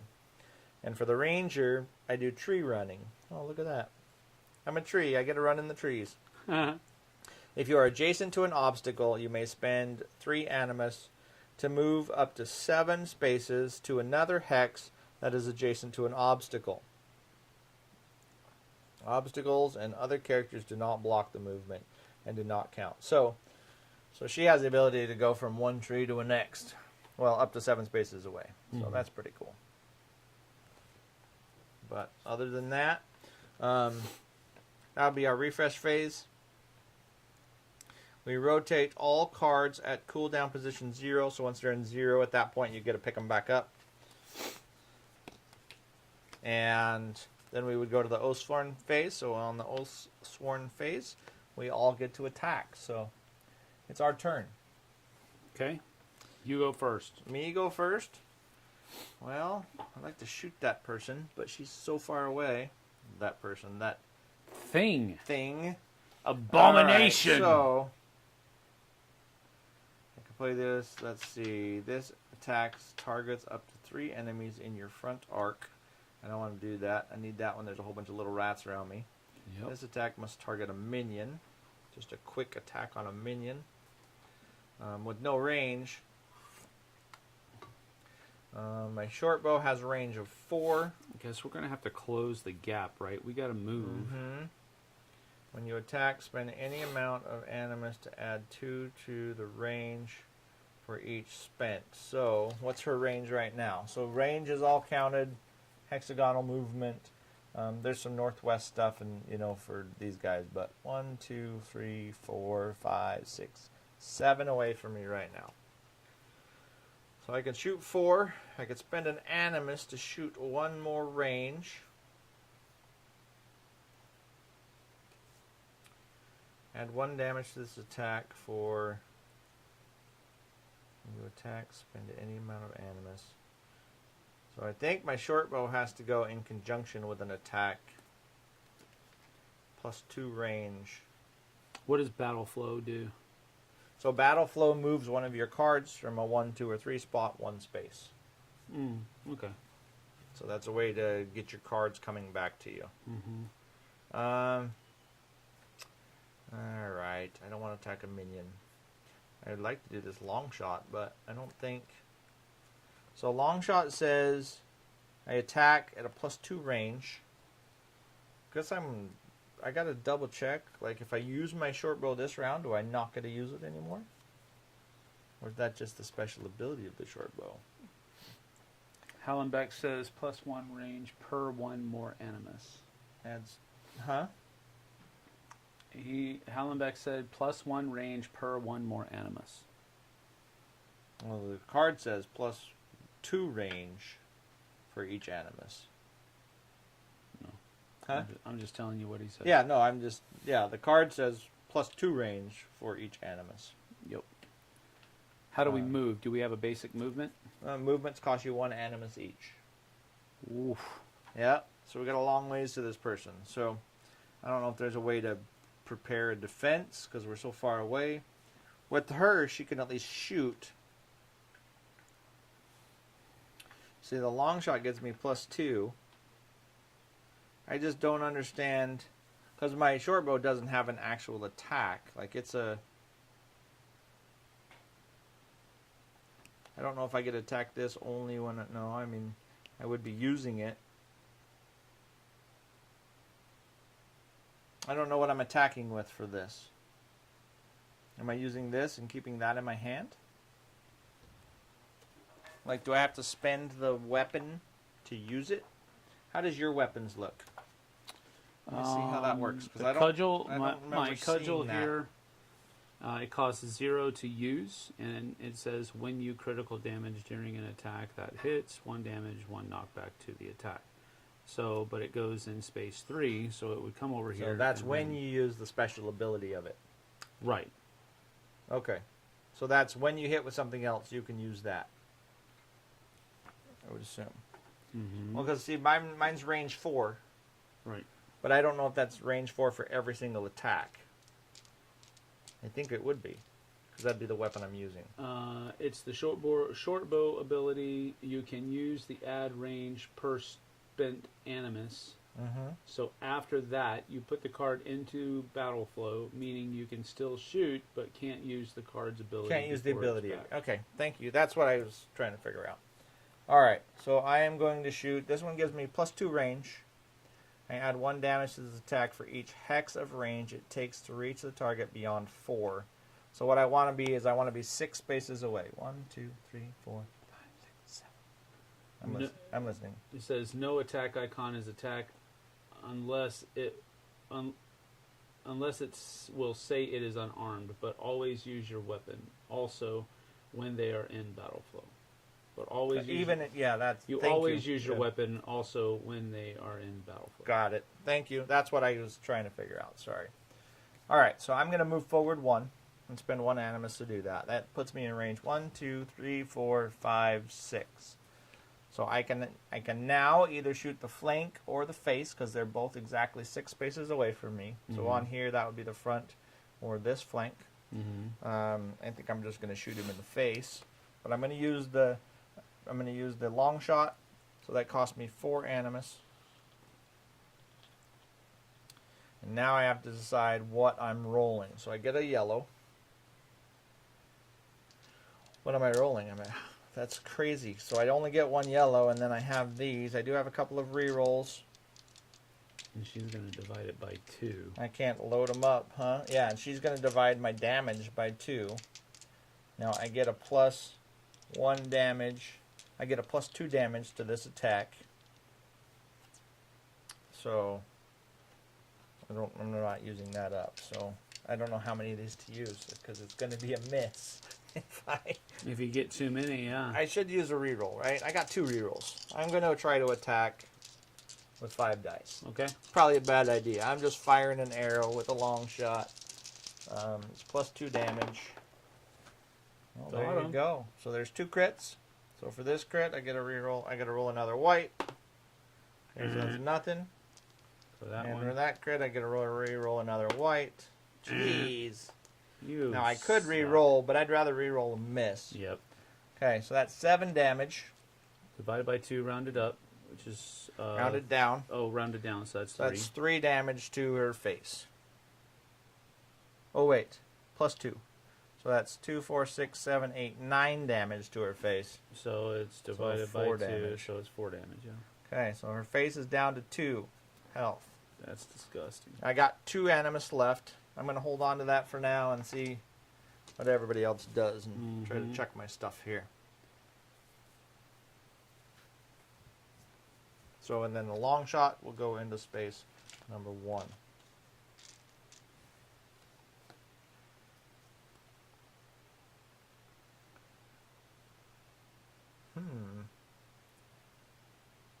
I get 7 back. So I might as well try to spend.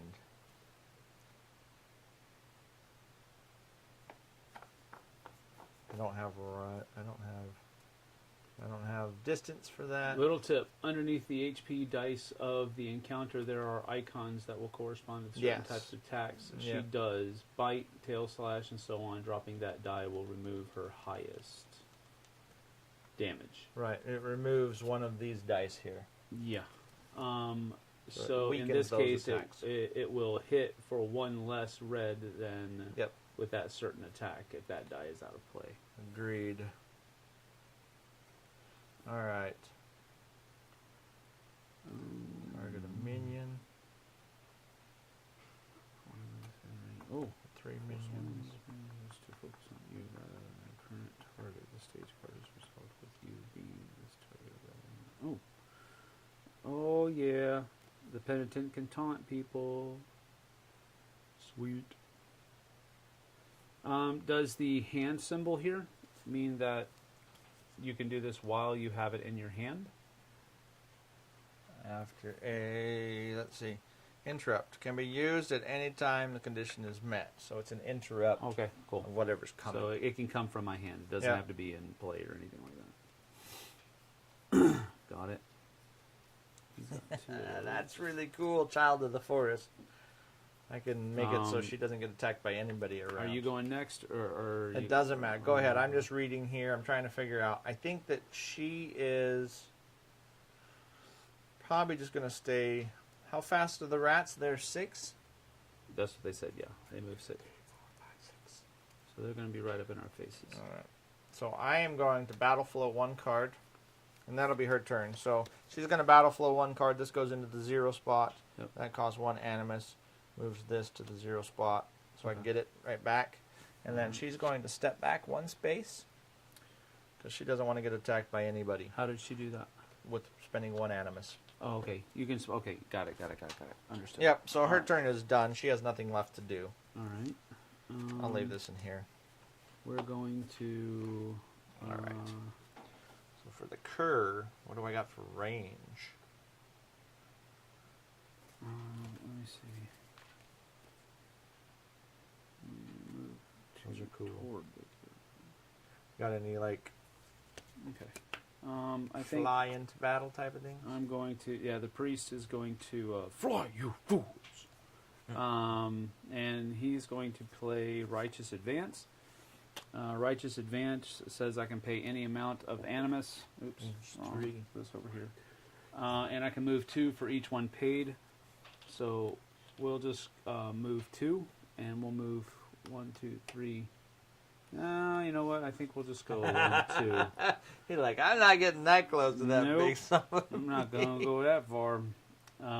And this movement must be in a straight line. I need to get behind her. So we went 1, 2, and then. So how many cards can we play during our turn? When did you have animus to spend? Got it. Okay. And you hold animus over? Yep. Yeah, Okay. if you don't spend it, it stays there, and you just regen your regen value. Okay. So we'll do that because I don't have any range attacks. So 3. Select friendly. I don't have anything for that much Lower range the for this enemy's guy. mind. Yep, nothing happens here. So what we'll do here is we're going to, for the penitent, we're going to do guard. This costs me 0 animus, and before damage is drawn against a character within range 3. Oh no, that's a defensive thing. So that's an interrupt. Never mind, that was dumb. So I need to put all my interrupts together.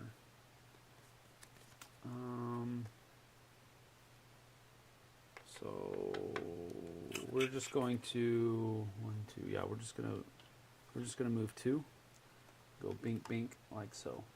This guy needs to get way up close. I don't know how you get behind him. I want to get behind her, but I can't.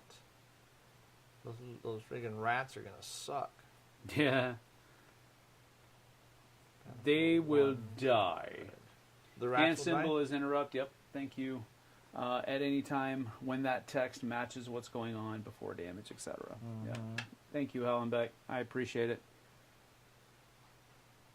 That might be Jamie. What's that? It's got to be. Maybe it's not. I don't know. You cannot be primary target of the enemy in your rear arc. Let's see. He's helping a lot. That's why I say that. Yeah. Well, didn't he say that he's on round 14 of this? Yeah, he is. Like He's on chapter 14. chapter yeah. 14. So he's All definitely. right, got I don't the think I'm going to do experience. anything else right now, bro. That's going to be the whole. So once we're done with our turn, it's their turn next. So. And remember, rounds are interwoven to each player, so Yeah. Ranger could shoot an arrow, then Priest moves, and Yep, Ranger yep. will move after. It will be important when you start getting reactions. Mhm. So it's just not static. Like, you can do something, I can Yeah, do that's something. what I You can said. do something, Anybody I can can do do anything. something. Yep, Yeah. Yep. All right.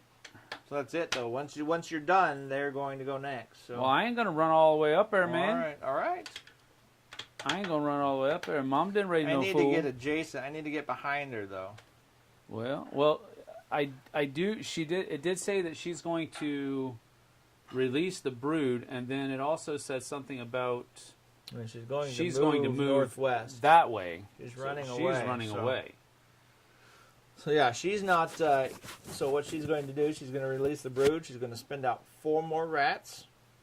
3 And plus then 1. we're gonna be here to fight the rats. It looked like.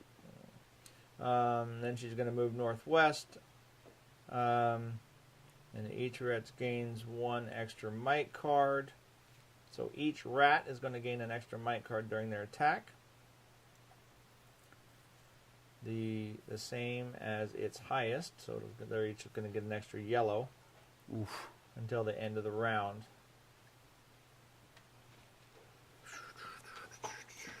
I want to get some damage in first, but I don't think I need to get closer without getting. Yeah, that's my thing. I don't have any ranged attacks, so it's like I have to get right up next to her. I mean, if you want me to, dude.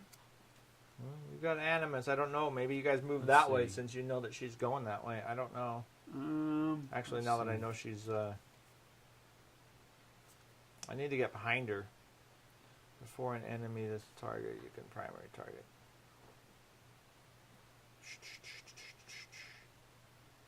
Kick them where it hurts.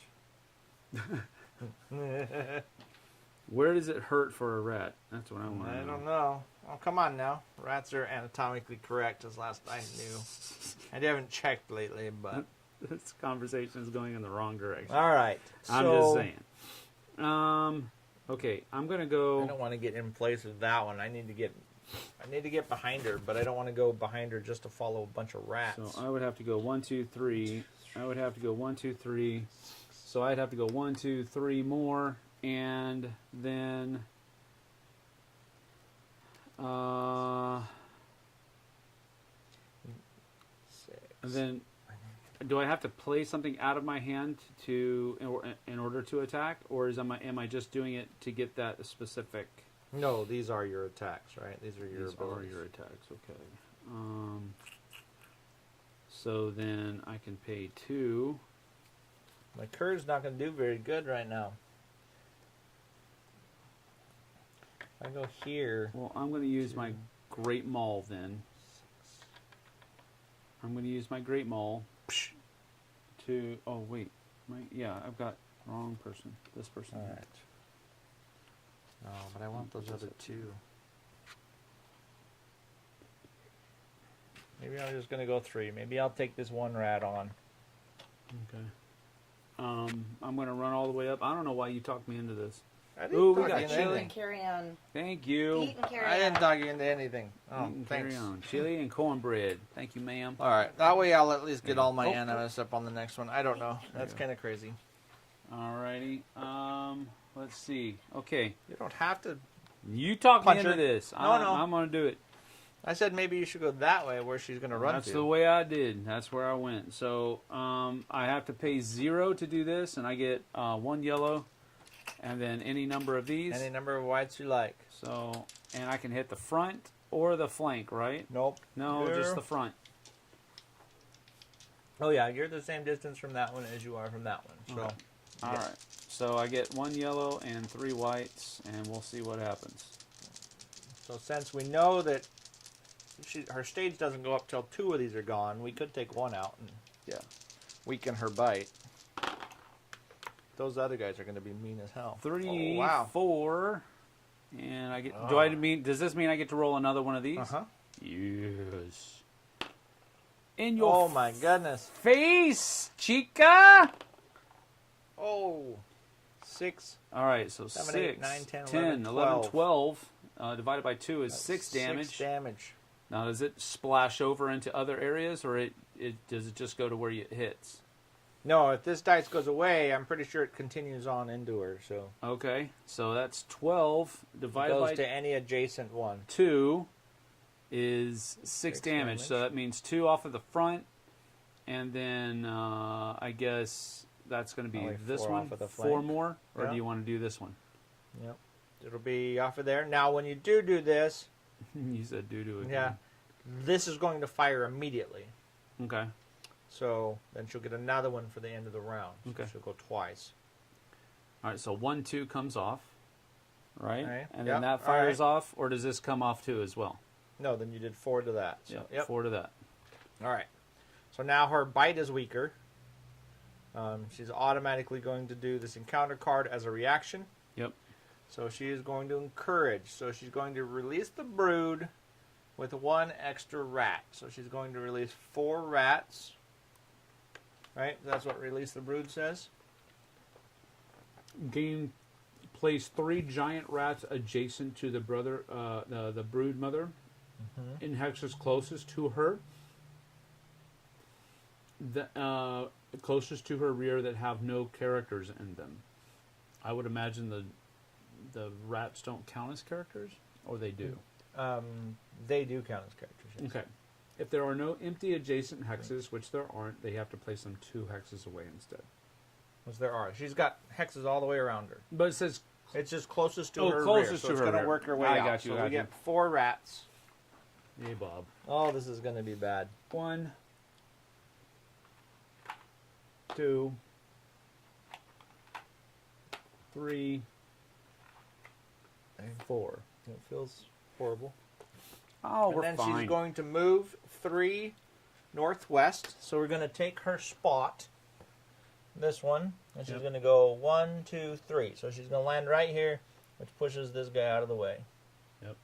And she's facing that way because that's the way she moved. Okay. And now for this turn. Toby is here. Hey, Toby. Sorry I'm late. We have dinner at 4. No worries. all Thank right. you. For this turn, each rat gains an extra might card. It's 1 of the 7. The hammer is the ability card to alter attack. Okay, well, he said I can't use my weapon. It's one of the ones that stays in my hand. Your weapon can't be used as an attack card. It's It one doesn't of the have 7. an attack. It has to have that attack symbol. Okay, so only this. Only this. So what did that say? Well, this is when you critical during an attack that hits, add 2 damage and 2 knockback to the attack. So, Oh, you were trying to add more to it? yeah. Well, no, I put this out there because I thought I had to, but he said, no, that's No. not right. You didn't use that ability. I didn't use that ability, but I can use that ability because it would be really good for me to do that right now, right? 6, 7, 8, 9, 10, 11, 12. No, because 2 more wouldn't be enough to tick him up. 2 more would be 1 more damage. Right, but it also gives 2 knockback as well, Yep. which would knock him back 2. I don't know if that does anything. Probably not. No splash think you damage unless card says so. Oh, I thought it said that it goes to the next. Well, if that's the case, then you Rest of should the damage is probably lost. you should do it to that then and take that 6 off completely. Okay. Then put the 2 back. Put the 2 back here. Yeah. Okay. Still going to fire that off. Yeah. And does knockback help though? I don't think so, because she's already at the So top I of the have board. to spend a card that has. Yeah, you have to spend one of your attack. So I spent cards. 2. Well, no, I didn't spend any for that. I spent 2 to move. I have 2 left.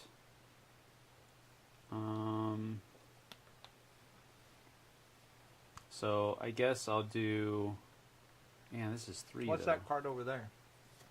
This is my righteous advance. This is the movement that I played Gotcha. a number, so Yep. I did that. So I guess It has to have that sword symbol on it. Mm-hmm. I gotta find something that allows me to attack for just 2, and it looks like this is the one. I don't do this. It just gives me an attack. Is that right? If that's what, yep, you Yep. can do either or. So I gotta do this then. So it gives me an attack. Have to place it in my 3, and it only costs 2. Oh, because your other attacks cost more. Yeah. And then this one, I guess I'll play here to get that effect. But does knockback do No, any good? Not going to help us Okay, on this so one. no, we won't. We won't do that. Only cards with a special ability that gas a cooldown that has a cooldown number in the upper corner go on the battle flow when you use that special ability. Yeah. Okay. Large creatures don't care about knockback. Oh, yeah. Good. But now these rats now have all popped up. Yep. So my Kerr's in a bad situation. Bad spot. 1, 2, 3. 1, 2, 3. How is the position the Kerr in worse than the position the priest is in? Well, the priest is in a worse spot. Yeah, that's what. The priest is in a worse spot. But your other guy still can go. My Kerr still has 3 left as I moved up there. I can throw range 3. Where's that throw at? Unarmed, range 3. Target up to 2 enemies. Attack once and apply to all targets. And I gain that. Alright. I need to get 1 more. So this guy is 1, 2, 3. Oh, he's 4. And he's 3. Is that a stage card? Yes. Those are stage cards? I need to get into range 3 of 2 enemies. I don't want to be in range 3 of 1 enemy. I might do it anyways. If I'd have known that, I could have done my move different, but I already moved. So that's kind of the being tactical enough in the movement. So I'm going to spend 1 more to move up. And I'm going to use throwing daggers. I can only target the 1, unfortunately. This is going to go in 1 here. It costs me 2 animus. I get to do an unarmed attack, which means I don't get to use my weapons if I had stuff up here. It says, Hallenbeck says, this was the reaction. It's still your turn, but look at the next encounter card for her new round. For her next one? Yeah. You're saying after the reaction, we flip it again. She's going to release the brood again. She's going to move 7 to her target and attack with her face. And then she's going to go southeast. So she's coming back this way. So right now her target is the priest, which is where she's going to go to. Why does she target the priest? Because he's her closest. That ain't right. Okay. You talked me into this. Here, so we get to see the next one once this one flips over. Okay. So I am going to... Anyways, I'm throwing the daggers at this guy. I wish I could get 2, but I can't. Okay, so I got throw 2, just so I get a hit. Hold on, let me see real quick. I want to see if I can do this. 1, 2, 3, 4, 5. Yeah. All right. So I think I can play this. Okay. Because it's after a stage card is drawn, right? Okay. That's a stage card. So after a stage card is drawn, or before an enemy moves, force one enemy within range 6 to focus on you rather than the current target. The stage card is resolved with you being the target of that enemy. Does that make sense? But there's no attacks during this stage card. So you're going to want to do it when she moves here. Before she moves, got it. Understood. You can draw her to use what you're saying. Yep. Okay. I will remember. Copy. All right. So I'm throwing daggers at that dice, at that rat. Oh, jeez. Yeah. Okay. Well, I'm pretty sure this little rat is dead. And I get one of my little tokens. Little skull tokens. Where are those at? Are you keeping trophies over there? Well, yeah. So that's for his lethality so that he can do a power-up later. Oh, I see. So, all right. Well, he's out of actions. She's out of actions. The only ones left is if he wants to do something. If he doesn't, then that would be our turn.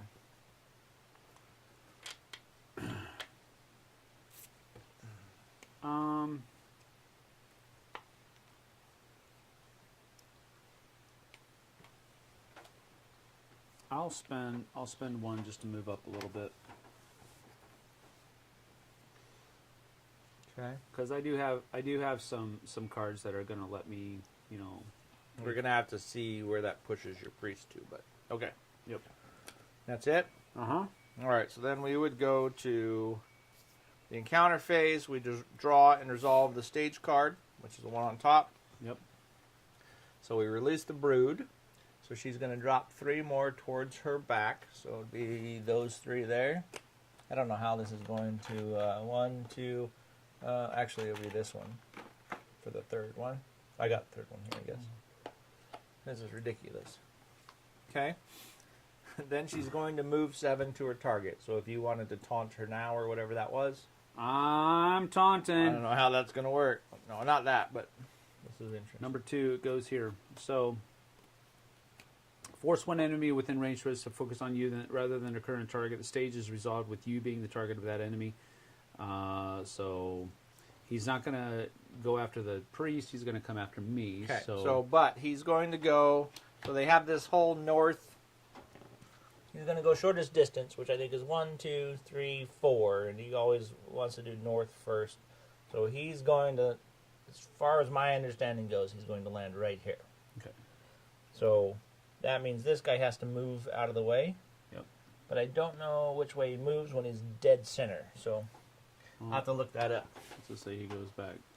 I would imagine he moves back the way that it was coming. You know what I mean? Typically, you just move straight out from where it is. Yeah. But if you're dead center, then... Closest and the golden rule north, then west. Yep. Yeah. JT just said that. So, Oops, wrong book. Like we're getting a live teach over there. yeah. Which I can't tell. It's always cool. It's better to do it right. Sometimes a stage card will acquire the random direction. Let's see. If large enemy moves their movement on a hex with an obstacle, remove that obstacle. Characters that the enemy not push, assume that the character move out of the way and then push back into position as the enemy passes. Let's see here. Large enemies move through obstacles. Push directly away from the center hex when the monster is placed in the destination. When moving towards a target. It Yeah, sounds I don't like they're. It sounds like it would just move. Okay. You know, as he's moving in, fine. he would back up in the same direction. Yep. All right. That's what I think. So then he's going to attack you with a bite. And since we didn't break the bite, that means he's going to attack you with 2 red cards and 3 yellow cards. 2 reds. Do we flip them over simultaneously? Yeah. Yeah, that's Doesn't correct. He matter. just gets pushed back in the direction of the travel. So 3 yellows and 2 reds, right? Yep. You just lay them all out here and see what happens. 3, nothing, nothing. Ah. 3 Okay, so that's 9 damage. divided by 3, so it's just 3 damage. Yeah, it would be 3 damage if you can raise your defense up. Like if you could raise your defense to 4, it would be 2 damage, right? Or 5, it would be 1 damage. Mm-hmm. Depending on what you wanted to do there. So when I play these cards out of my hand, I still have to put them in the position that they're denoted. Yeah, they just don't cost, you look at the bottom, they don't cost any animus. Right, no animus, yeah. So I can put it up to 5 and only take 1 damage, right? If you put up to 5, then it would be 9 divided, yeah, it would be 1 damage. Alright. So we'll do Prayer of Protection right here. And that's 2 plus 3, so that's just 1 damage. So I'll take 1 damage right here. Boom. What a stud. At least we think so until we get smashed. Right? Okay. And that would be nose towards you, just like Before damage, add a defense card if you want. that. Right. That's It says what you just before did. okay. That's what I you thought just it did. was before we have to Nope. draw. Okay. No. So these just go back into a discard pile, yeah? Into discard piles, yep, for each. So right here. Put them on the back if you want. Whatever you want. Yeah. Okay. And then she's going to move 3 southeast. So, 1, 2... Oh, really? 1, 2, 3.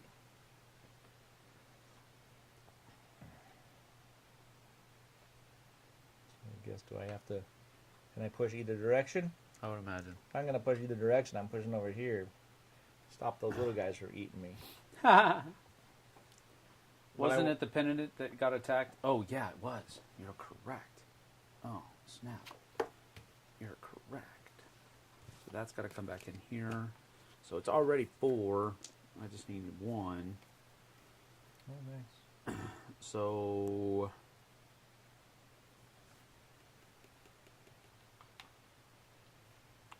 I'll use Revenge instead. That pops over here to the one side. Boom. Okay. then And one so damage there. 1 damage here. But I You get the health gain back. Yeah, I gain a Power-up token. and a power-up token. Nice. That's cool. Because he pissed me off. Mhm. It's a she, I think. All right. Okay. So her gnaw is complete. So then we are going to go to activate minions. Now this one is the tricky one. So, and I know they can probably tell you over there, but they activate based on who's closest first, and then they move down. So anyways, let's see. What are our closest to this guy would be 1, 2, 3. So we have this one's within 4 range. Mm-hmm. That one's within 4 range. That one's within 4 range. So these 3 are the first 3 to activate. Mm-hmm. And then they do this whole pattern. But for him, obviously, he's going to go here. So when you either do the north one, so these 2 would activate first because they're north farther. And then this one's west farther, so technically this one activates first. It's got this whole, you activate towards the north and then you activate towards the west, which... Got it. then he's going to attack whoever's further north. So he's going to go 1, 2, 3 as far as I understand it. Mm-hmm. That puts this guy further away now, 1, 2, 3, 4. So this one would activate next. And he's going to activate towards the north. 1, 2, 3, 4. Oh no, 1, 2, 3, 4. So he's further north. So he would activate first. And now our distances are even worse. Because they can't go through models. They can see past them, but they can't go through them. 1, 2, 3, 4, 5. Now obviously this guy's closest, right? Yep.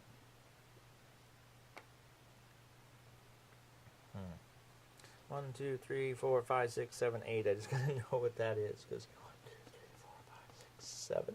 I don't know how that works when we get all these trees and stuff in the way. I think this would be the next closest, right? Yep.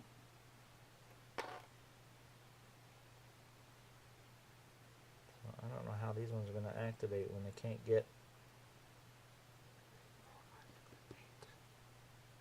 That one's got to go all the way around the tree. You can't go through a model, right? Right. So 14. So I guess this one will Okay. activate first. And what's the movement? 6? 6.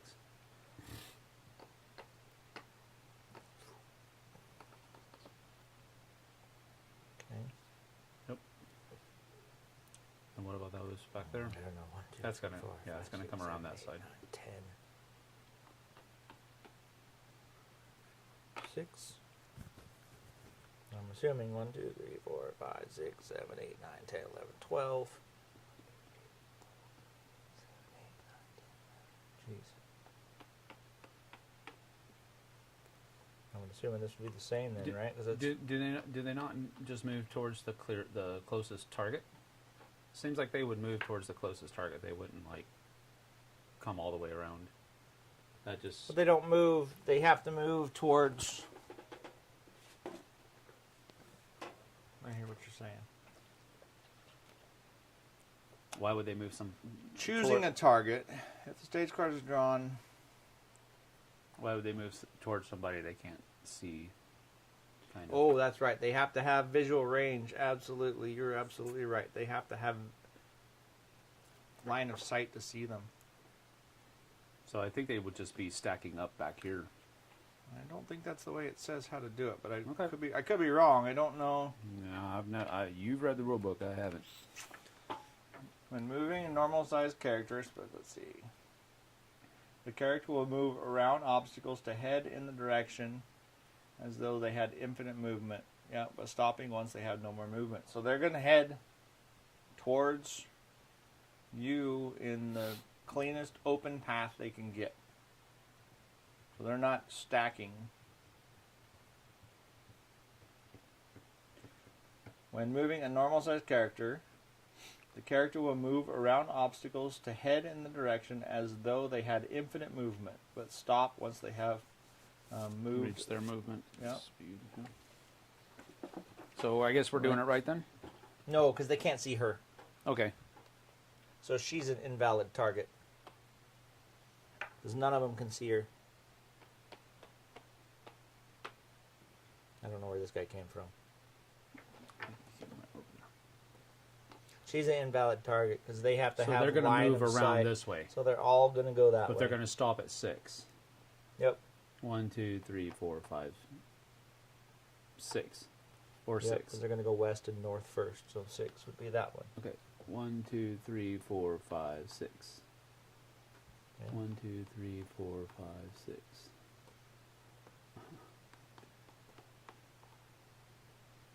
One, two, three. They're going to four, always want to move closer, though. 6.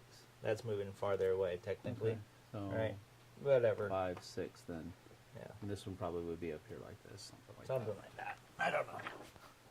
Because they're trying to get there with whatever they can do. So then this one probably wouldn't go 1, 2, 3, 4, 5, 6. Yeah, they probably would have gone 1, 2, 3, 4, 5, 6. Like this one would be up here. Because they're going to try to make the shortest path around here. They're not going to go all wide like that, right? Right. So I think that's probably where we are. Okay. So now you have to do attacks. Toby and Jamie have probably just had a conniption fit in how we messed that up. On how he moved all those rats? Yep, but that's okay. That's all right. We'll be all right. Let's kill some rats. Did they say anything? Nope, not saying anything. All rats would want to swarm the priest, since he's the closest, and with him being the most north, if the penitent would be 1 hex further north, he would be the target. So it's north then west. So they are trying to swarm these guys over here. Yeah. So they're trying to move around. Yep. They're trying to move around, and they just stop. And they run out of movement. So. You know. Okay. So, anyways, now attack priority for them is. I don't remember if it's based on because they have 2 on each of them. Can they move through No, you cannot move through other things? No. Okay. You cannot move through other things. So as I said, they would try to figure out the way. So then, how do we determine which ones want to attack who? When the enemy attacks, perform the following steps. Oh, we have to attack whoever was the closest first, Which is the priest. which would be the priest. So then, as many as possible would attack the priest. So it would be that's those first 2. All right. So 2 guys are they're gonna draw 2 yellows, And they get an extra yellow. and do they both get an extra yellow? Yep. Oh Every my. rat. So so that's 4 yellows. Yeah, it's 4 yellows and 2 whites. All right. So first 2 guys, we got 1, 2, 3. Nothing. Oh, wow. So 3 divided by 3 is Now you're 1. going to get eaten. Yeah, that's 1 damage. Or if you could get it up by 1, it would be 0 damage. Yeah. Take it up 1 more. All right. So this is If you wanted to. this is 1, and this ticks this down 1. So that's no damage. Okay. So those go in the discard, and then you have to draw the other 2 rats are attacking The the penitent. penitent. Yeah.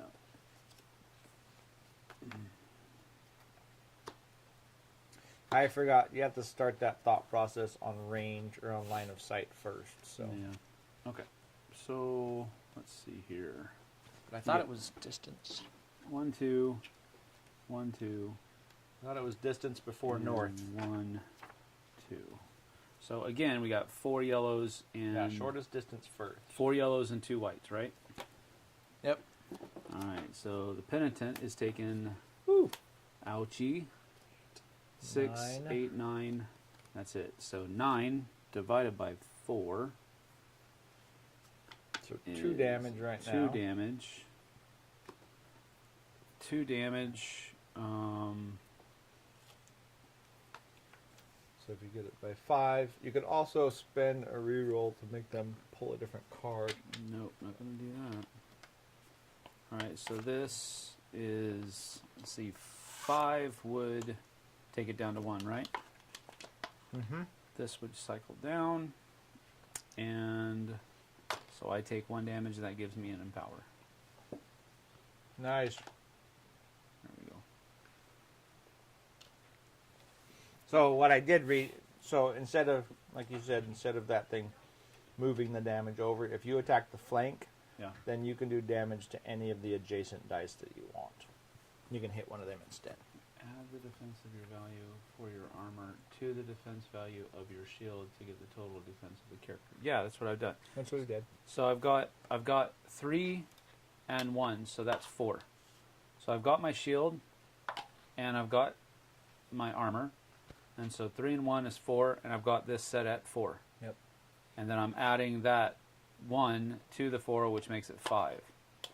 And then earlier I added 2 to the 4, which made it 6 against the big dog's attack. Like a rat. Yep. So thank you for helping us double check that, but I think we're doing it right. If we're doing it wrong, please let us know. I think we are doing it right. I'm Though. pretty sure that's right. Okay. All right. So activate them, turn over the next stage card. So this is why I thought that we didn't turn over another stage card during the reaction. But so this is what's going to happen next. A Gnaw, she's going to release the Brood. Going to move 7 to her, up to 7 to her target, which will be the closest. Then she's going to bite, and she's going to move southwest.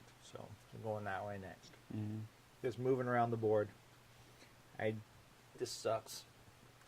Stuck behind a tree. And I'm supposed to be backstabbing. Okay.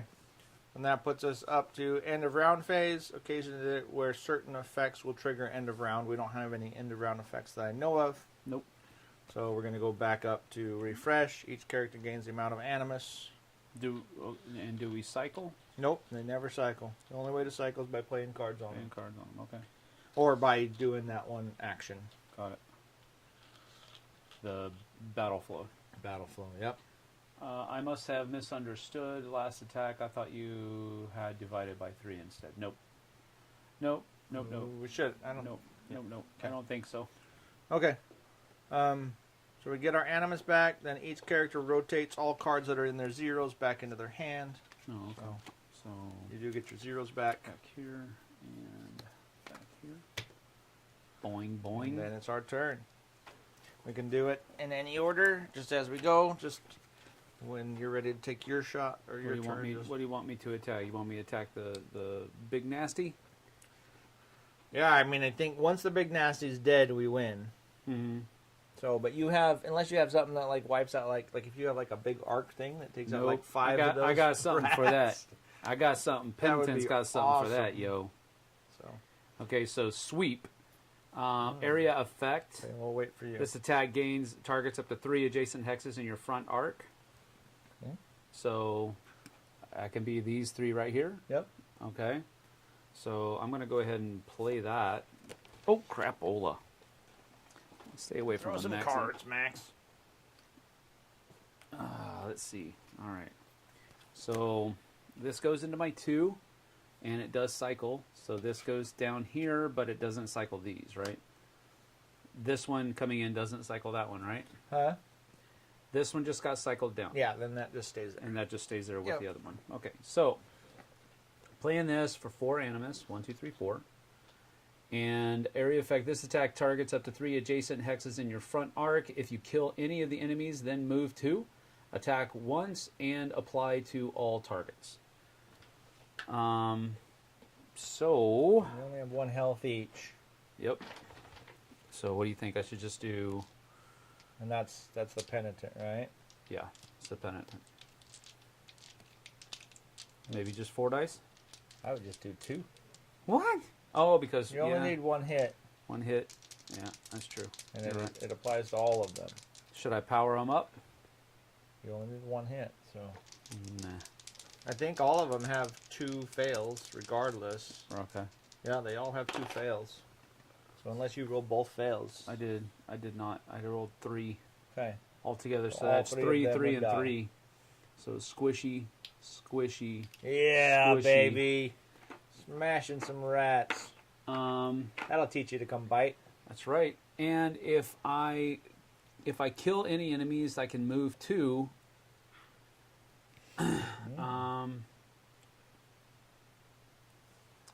So Go maybe, kill 5 more while you're at it. Well, I don't want them to surround me, right? I know. But I could move 2, and that'll allow 1, 2. That would be nice. That'll make me the northmost and then the westmost. So I think they'll all want to. Yeah, well, they go Swarm me closest first. North and west Yeah. don't matter at all. They go Yeah, closest yeah. first. Well, I'm definitely yeah, closest. you're so definitely closest. that'll. I'll fight these guys. You fight him. Okay. So Like a let's quick see. shot of minion. That's only range 4. That's not going to help me none, right? Kill that little one. Add 2 damage to this attack for each target. Okay, so Attack once and divide the damage equally. Oh, divide the damage. Oh, I don't like that divide the damage. can I go? Yeah, go ahead. While you read, I'm just reading. Go ahead. All right, I'm going to use heavy No, blow. Oh, range. heavy blow goes into 0. Yeah. I'm going to take 3 and just make this an attack card. So heavy blow is going to go against the Mama Jamma, and I'm going to get. Against the big guy. Yep. I'm going to attack the biggin Okay. with 1 yellow and 4 whites. Does that sound? Whatever you like, brother. You got some rerolls? Yeah, I got some rerolls. So let's go ahead. Look at Okay. that. So 5. yeah, that's not that. Is there great. anything else from the? Not that Heavy great. No. But, and I didn't to critical, get so it into your doesn't matter. So it's 5 against her 2. So that's just, what, 3 damage? Halved, rounded down? Or did you say rounded up? What did you say? -2.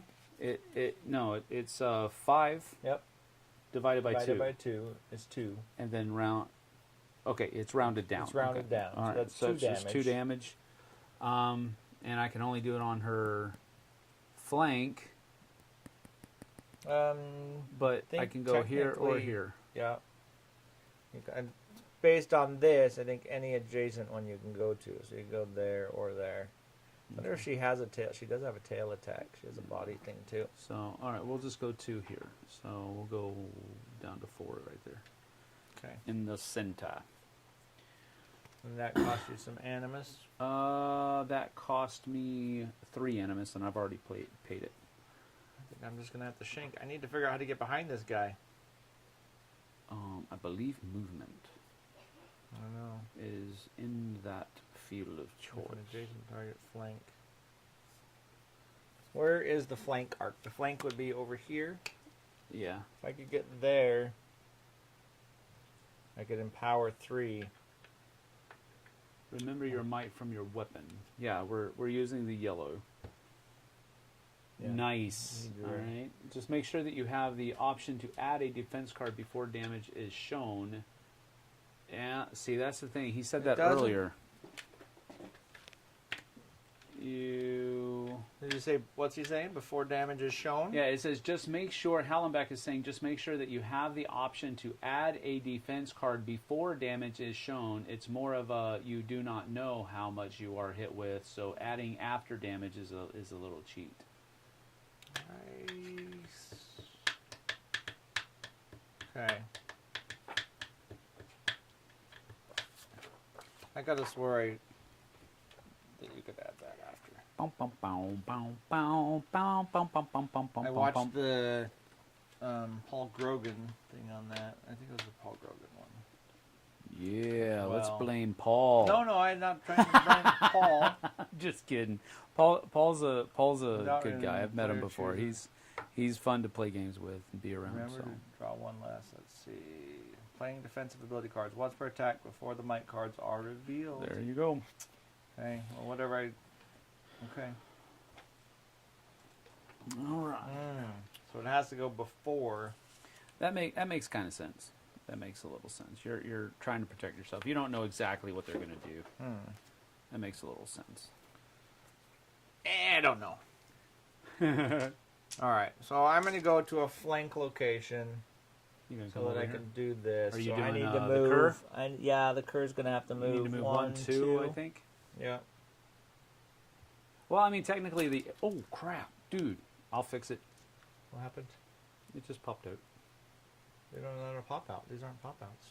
They absolutely are. Oh. I Look, thought There's two posts on there. I didn't buy the other ones. Yeah. Boom. Because you can actually get other weapons. You need. too. Yeah, you need to glue that. Yeah, I need to glue it. No, I'm just kidding. I didn't realize they came with pop. Here, or was she here? She was there. Okay. All right. So he's gonna move two. the arrow is over here, though, man. That's the front. You yeah. might already be I think adjacent to this flank. is flank. Yeah. I think you need to. I probably need to move at least one. Okay. Well, It you've has got a it pattern color on there somewhere. Uh huh. I need to move at least the one to get into flank. So the front three is the front arc. There's a picture of that somewhere. It says position the cur Front. as to how the big rat would be at the end of her encounter card. You need to strategize it. Oh, I know that. It's for all players, but you wanted to get her behind. Yeah. Yeah, but So- I didn't want her to have her up here and get attacked by 6 rats last round. Yep. So I did that on purpose. Yep. All right. So, anyways, so I can move one. Yep. That's where you are. You've moved one now. All right. Do you need to move two or just the No, one? I think the one. I think that's the arc. Okay. The arc for front would be these 3. Yep. Arc for side would be. Mm-hmm. All right. So if flank or rear arc, I can attack for 3 with a nightshade. I get empowered 3, and I gain 1 of these tokens. So, and this goes in my 3 slot. So I get to empower 3. So I end up with, I don't know how many to attack with though. 4 whites is pretty scary, but I do have. So I'm going to empower 1 to yellow and 1 to red, which would be 2. That would be 1 empower and 2. Do it. I don't have any cool attack deals, so. Looks I like could meat's spend back those, on the but- menu, boys. All right. Come on, don't do it to me. All right. Ooh, roll another red. That means I got to roll another Roll red. another red. Oh, Oh, you suck face. 7. All right, so that's 7 damage. Unless I re-roll. I don't want to re-roll. The priest is not impressed. 7 divided by 2. Is hers a 2? Yes. So it's So 3. it'd be 3 damage. The priest Do I is, want to hit this or that? Yep. If we take out 2 dice, remember we're going to phase 2. I would. So I would. we could do Yeah, let's not. weaken Let's not. everything. Yeah, I think so. That's a good idea. Or like maybe weaken it down to a 1 is kind of cool too, though. 3 is good, I think. Okay, and then What's I the gain special ability on your daggers? I can spend these to empower more. Yeah. Yep, I can spend those to empower more. So what else are you doing? Anything cool? Anything cool, man? What are When you talking about? Critical during an attack hits, battle flow 1 card. I don't know if I can battle flow the card I just used.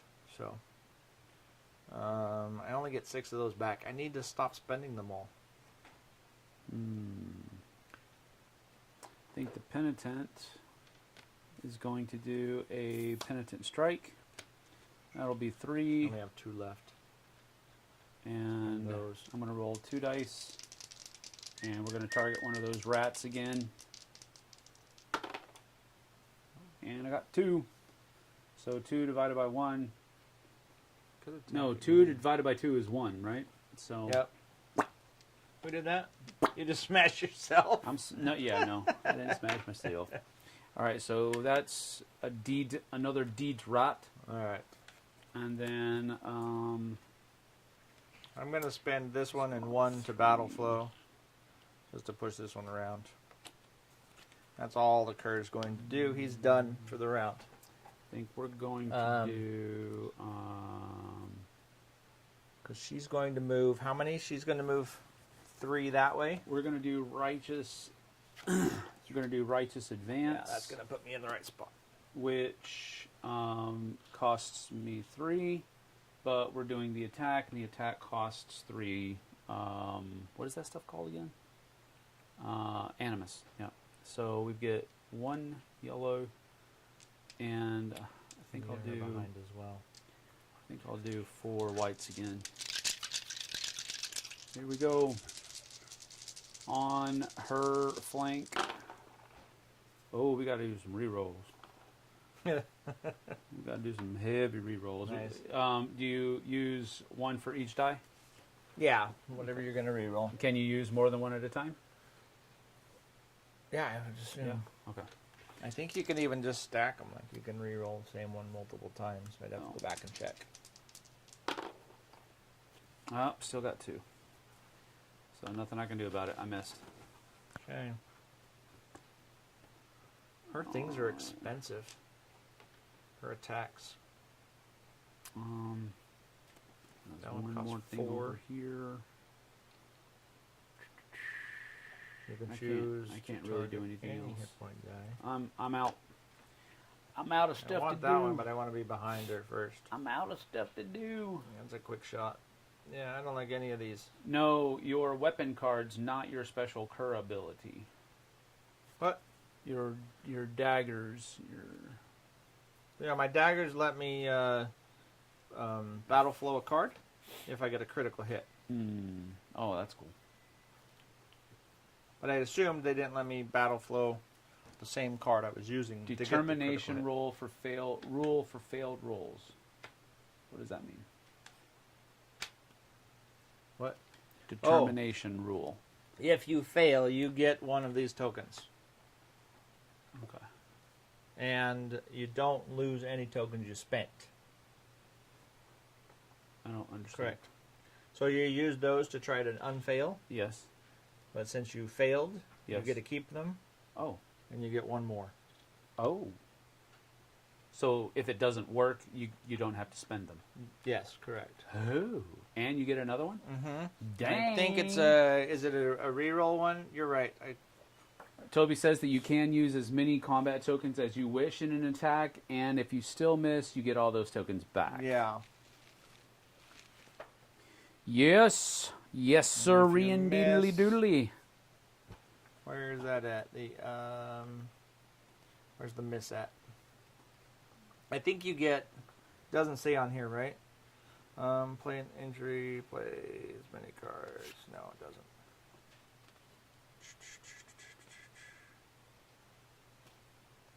When you miss, I think you get any one of them back or a reroll one back. I don't remember which.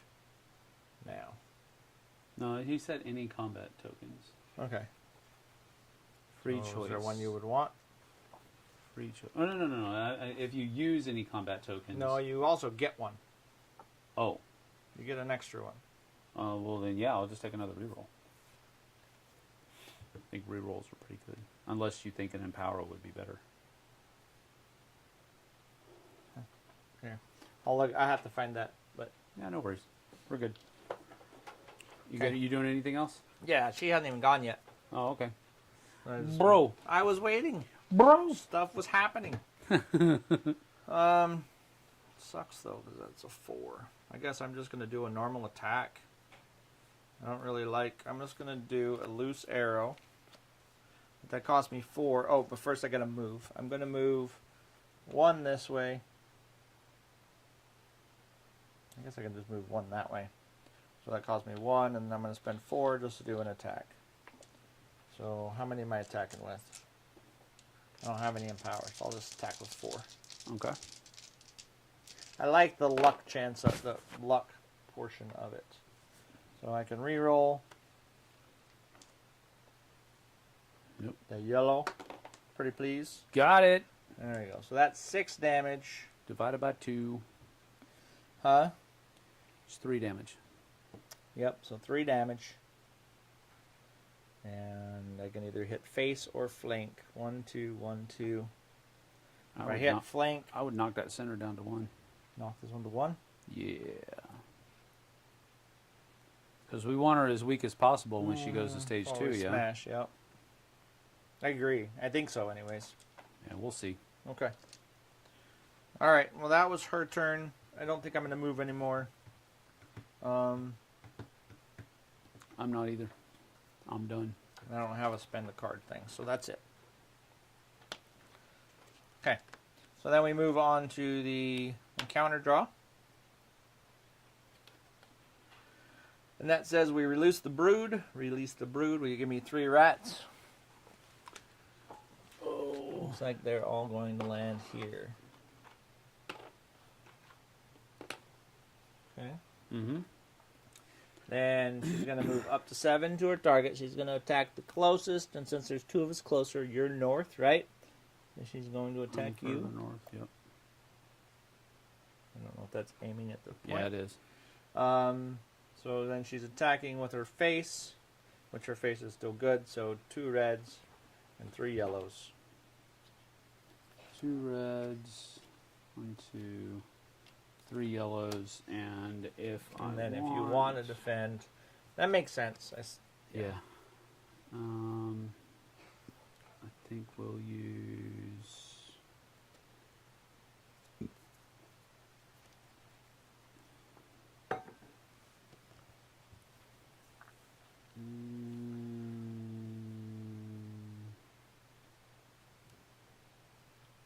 Oh, well, I'm actually going to not add any All right.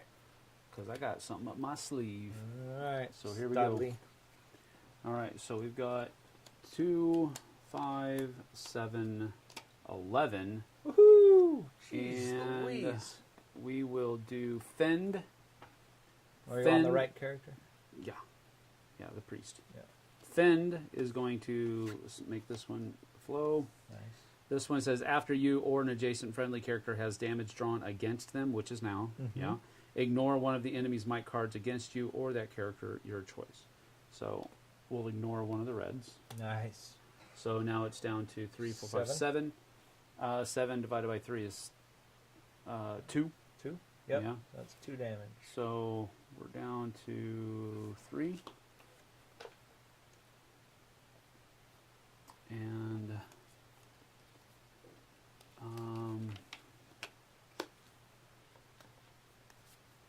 These are both before an enemy selects a target. let me see.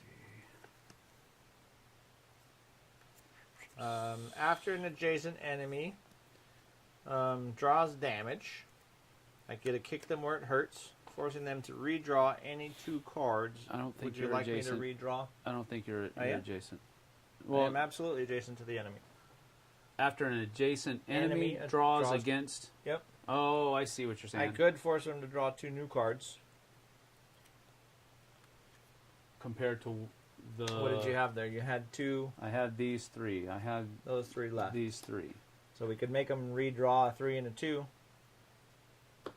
And I would gain Okay. stuff. We'll see.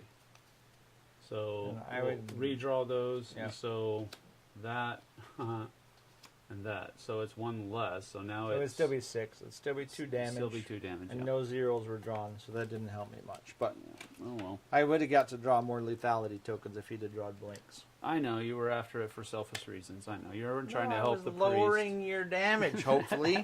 Come on. All priest. right. The cur. I just want more lethality tokens. No, all right. And she is moving southwest 3. You could add 1 defense token at the end to only get 1 damage since the divide is better. Oh, that's why I said it was after. Oh, so this the can token. Go afterwards, yep. Oh. The token can go after. So that would be 4 to 7, which would make it only 1 damage. 1 damage if you want. So, and we get this back. Yep. So yeah, let's do that. All right. Yeah, so that's why I thought the card was. we're back up to 4. All right. 1, 2, 3 is where she would move to. Okay. So. And now I can shoot her in the back as long as she doesn't spin around. But now the rats have to go. Yep, now the rats have to go. So we're looking at closest rats first. So they always go first. This one's 1 away. Yep. So he's going to take the spot. And that one's 1 away. He's going to move. Yep. So then those are 1, 2, 3 away for the first one. 2. Yep. And these ones are 1, 2, 3 away each. Yeah. 1, 2, 3. So this one would go 1, 2, 3. Because it would go to the northern. And then that one would come And to this him. one would go 1, 2, 3. Yep. And Yep. then what's this one going to do? That one's going to go. 1, 2, 3, 4. Yep. Indeed. And so the first one that moved would have been this one, because it was northern. So the first attack would go against the priest. Okay. And that's with 3. 3. Oh my gosh. So that's So 3 and 3. 6 yellows. Nope, 3 yellows and 3 whites. 3 yellows and 3 whites. So we have to shuffle. Shuffle. So it would go this attack, then that attack, then that attack. All right, so 3. But I thought they got an extra yellow. That was only for 1 round, that first round. Oh, okay. And then how many? 3 yellows, 3 whites, right? 3 yellows, 3 whites. That's against the priest. Okay, so this is against the priest. What do we want to do here? He's got 3. It's only the 4 subject target. Man Can't do that. alive. You guys are pretty tough. 3. 3. And we're going to put this here. That will cycle there. 3, 4, 5. So we're doing 5 Yes. defense. got 5 defense. Only 1 there. Ooh, doggy. 1, 2, 3. So nothing. No damage No to the damage. priest. Okay. Nice. And the penitent takes 4 of each. 4 of each. Mm-hmm. 1, 2, 3, 4. And 1, 2, 3, 4. And do we want to do 4?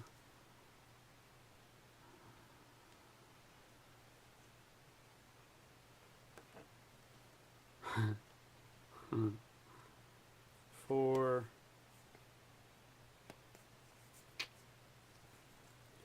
I'll see what they draw, and maybe I'll raise it to 5. Okay. You have 4 health left, right? Yep. You got good armor. Oof. 6, 7, 8, 9, Oh. 10, 11, 12, 13. 13 divided by 5, if I add this, which I will, is... So, hang on a second. Let's make sure. It's like either one of the amount equal to the number inside the shield. 13 divided by 5 is still 2. It's still 2. Yeah, so it takes 2. So I'll go down to 2 damage. 2 health. But I do have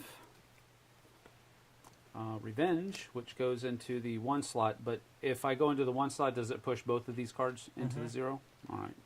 So Revenge, after you lose any health from an attack by an adjacent enemy, make the same or another adjacent enemy lose 1. So I would imagine one of those rats is dead. Yeah. Okay. So we'll go this guy so that I can still do And then you get, front art. Go ahead. that was the penitent, right? Yes. So And I you get get 2 more of another one. those? 2 more of these. Oh yeah. I gotta start using those. Yeah. When I Indeed. start hitting her. So we need to take this rat out. Yep. Okay. And then I get 1 yellow and 1 white against the cur. Well, we can definitely see who the tanks are. Yeah, that's the whole point. You gonna use any extra? No. Mr. Wearing Rags around? I know I'm wearing rags. It's divided by 2, so don't hit me hard. Oh, 5. 5, that's 2 damage. Yeah. So if I raise it to a 3, it would be 1 damage. Alright, I'll take 1 damage. For each you lose, including the story. Yeah, gain. Yeah. All right. Okay. So, did you get it? Yep, I took 1 damage. All right. Alright.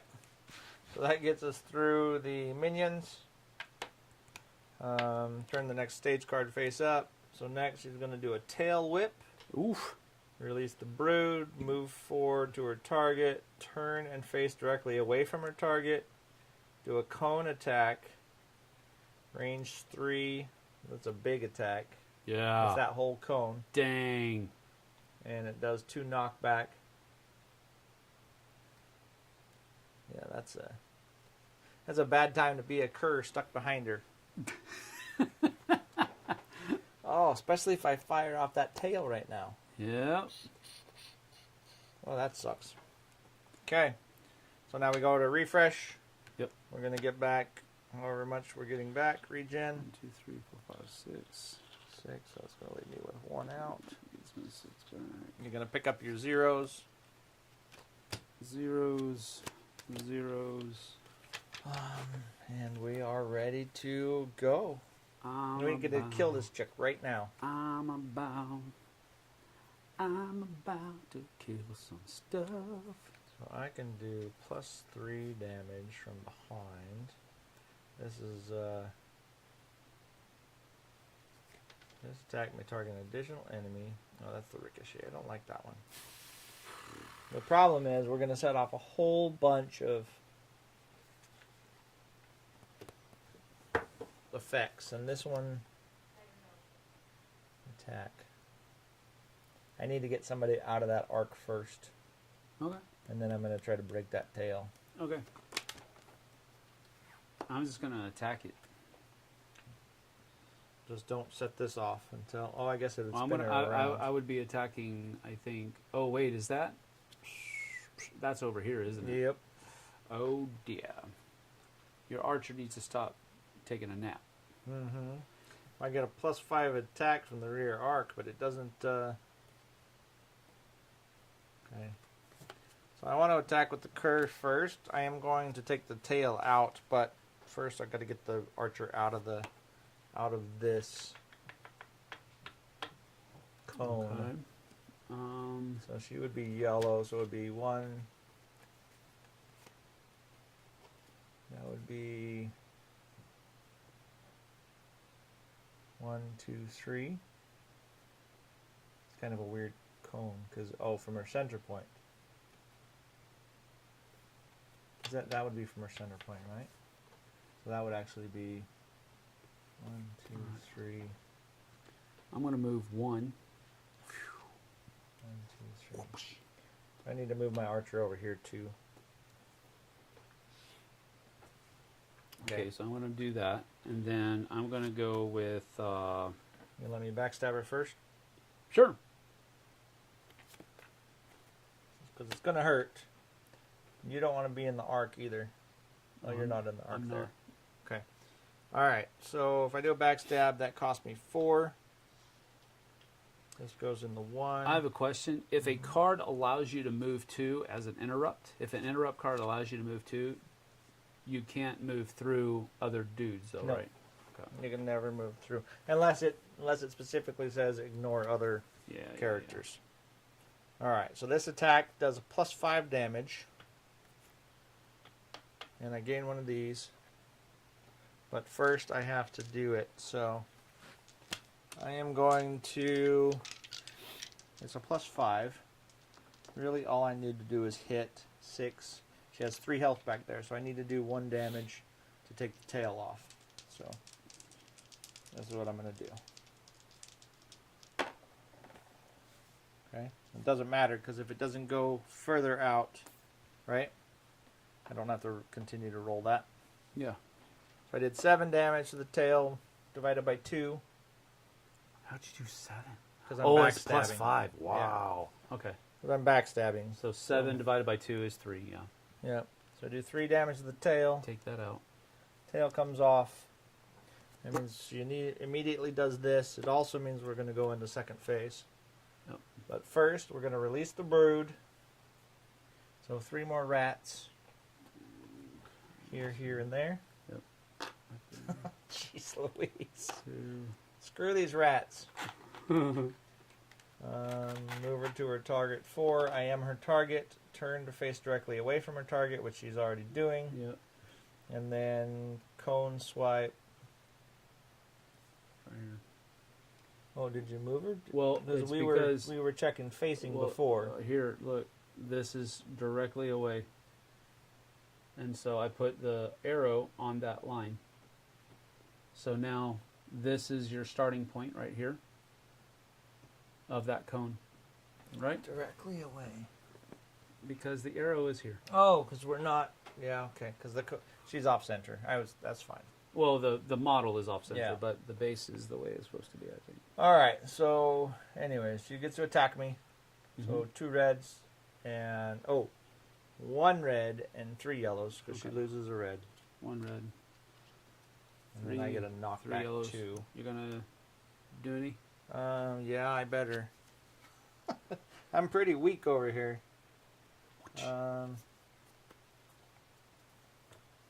I'll do 2 more. That'll put me at 4. Okay. Took 5. So it's 1 damage, I think. Okay. So 1 damage. 5 divided by And 4. knockback 3 or knockback 2. Oof. Yep. Or knockback 2. I guess I would have to go north. I don't know how that. I have to Let's double see. check. Are you planning on getting some of the smaller ones before she attacks? Does her encounter card trigger minions? No, they do not trigger minions. Okay. No, it doesn't trigger the minions. All right. You ready? So that's that. So now she goes into phase 2. So we get rid of this other 1 because we don't need it anymore. So now her new one is this. Once she loses another dice or at the end of the round, she does Mother's Meal. She releases the brood. She moves 7 to the farthest rat and consumes it. Removing it from the game board, she then regains 3 health to her most damaged location. This cannot restore a broken part. Okay. Then she moves 4 and attacks. So she'll get 3 health back So here. she's going to run off, eat something, and come back. Yeah. Okay. Unless we get rid of those. All right. So I'm going to do Penitent Strike. And this is 3. And I'm going to use 3 dice. But I'm going to use 1 of these to make them all yellow. Cool. And then another one Like it. to make them all red. I used this reroll up. Wow. Who are you attacking? The mama. The mama. Yeah. 5. And I'm gonna re-roll that one. Which one are you? What are you hitting? This or this? Because you'll destroy either that or that. Well, this can't is hit like the that, other right? side, Yeah, yeah. I can't hit that side. So So that can destroy either one of those. I'll destroy this one. Okay. And now her bite is 1 less. Yep, but it's also going to trigger her deal. Yep. So did you spend your stuff already? Well, I didn't use the re-roll. I did. Right. I did spend Yeah, 2 yeah. of No, my I mean you spent empower. your animus. Yes. Okay, so this is releasing the brood. So 3 more. Well, there's only 2 left. What happens there? So 1 goes here and 1 goes there. Blink. I'm assuming Blink. if they're all on the board, she's good. She's going to move to the farthest rat. Move 7 to the far. This is the weird thing because she's going to push everybody out of the way. So the farthest rat is that one, right? Yeah, she's going to point that direction and go 1, 2, Yep. bing, bing. So she's going to land there and move you back. These are going to come out over here. Mm-hmm. And then she's going to eat this rat. And this gets +2, Plus 3. +3. Yep. Alright, so that's back up to 4. And she's going to move up to forward over target, but it looks like you are the northern target, so you are now the... Excellent. And she's attacking you. Oh yeah, you're the one, that's the one that hit her too, right? Yeah. Yeah. So, Okay, so now you need to do an attack with a bite. She's attacking, but it's only one. 1 and 3. 1 and 1, 2, 3. All right. That's freaking crazy.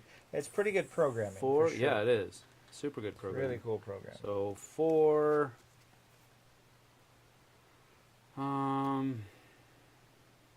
Yeah, I'm already taunting, so I'm going to use the 2 defense here, and that pushes that there. So that's going to be 6. 6 altogether. 6 defense? Yep. Nice. So 6, 7, 8. Divided by 6 is 1. Yep. Woohoo! Down to 1 health. Yes, I am. He's been tanking, but he's running out of tank. Mm-hmm. His tank is getting empty. Anybody say anything over there? I get another Empower token, though. that's Isu so says, oh man, I went away for 30 minutes, came back, and there's a swarm of rats already, just like real life. I don't know where you live, but you might want to call the exterminator. Yeah, you got that right. Well, let's see. Penitent Strike is down there, so I can't use it again. I will use Guard. This is a 1, which pushes these 2 down here. And that costs me 3. And we're going to do same thing again. We're just going to use you did which one? Guard. Guard? Yeah. I'll use the bottom one. So It's a 3, normal attack. yellow, red. Oh, jeez. He's hitting hard. That's pretty awesome. Black. You only need to do... Well, you need to do 6 damage, right? Yeah. I guess you could do 4 damage. You can take out either one now. Well, we'll see. He's going to go to the level We'll see 3. how it goes. So we're doing reds. So here we go. So Plus an extra. Ooh, plus an extra. Very nice. 2 more. You destroyed her. So 8, 13, 14, 15. Divided by 2. So you 7 definitely damage. got enough. 7 damage. So I can do it to either or, right? Yeah, because you're hitting her in the face, and both of those are adjacent. Yeah. So definitely that one then.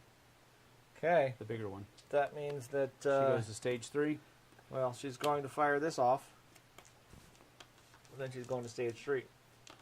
So she's releasing the brood. Oops. She's moving 3 northeast. Oh, East is that way. So that direction. 1, 2, 3. So both of these guys are going to get pushed out. Yep. She then bursts the rat closest to an Oathsworn. As it dies, it creates an explosion, toxic cloud on the hex. Toxic cloud template.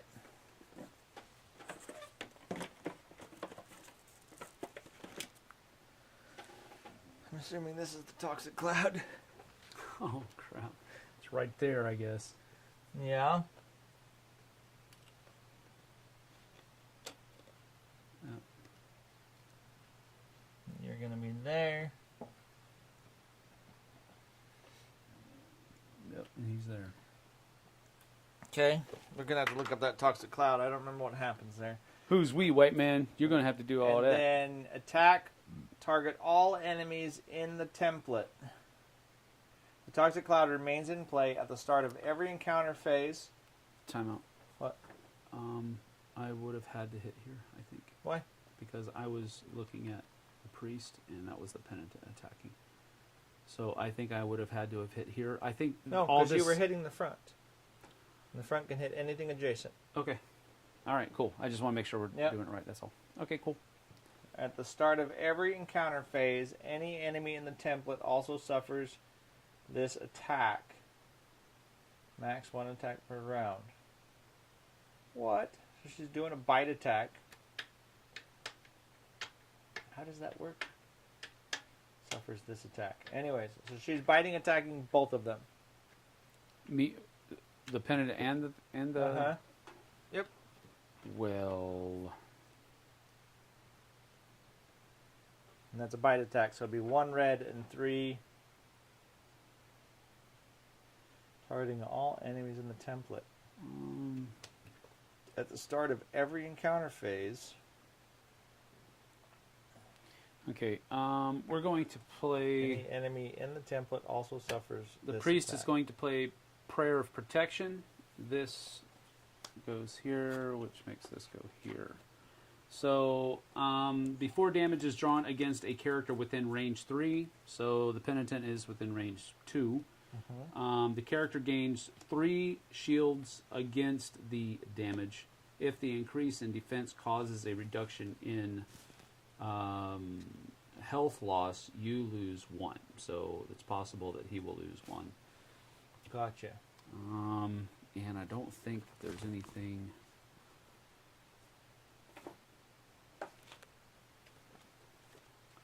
I don't think this guy can do anything in return. So, all right.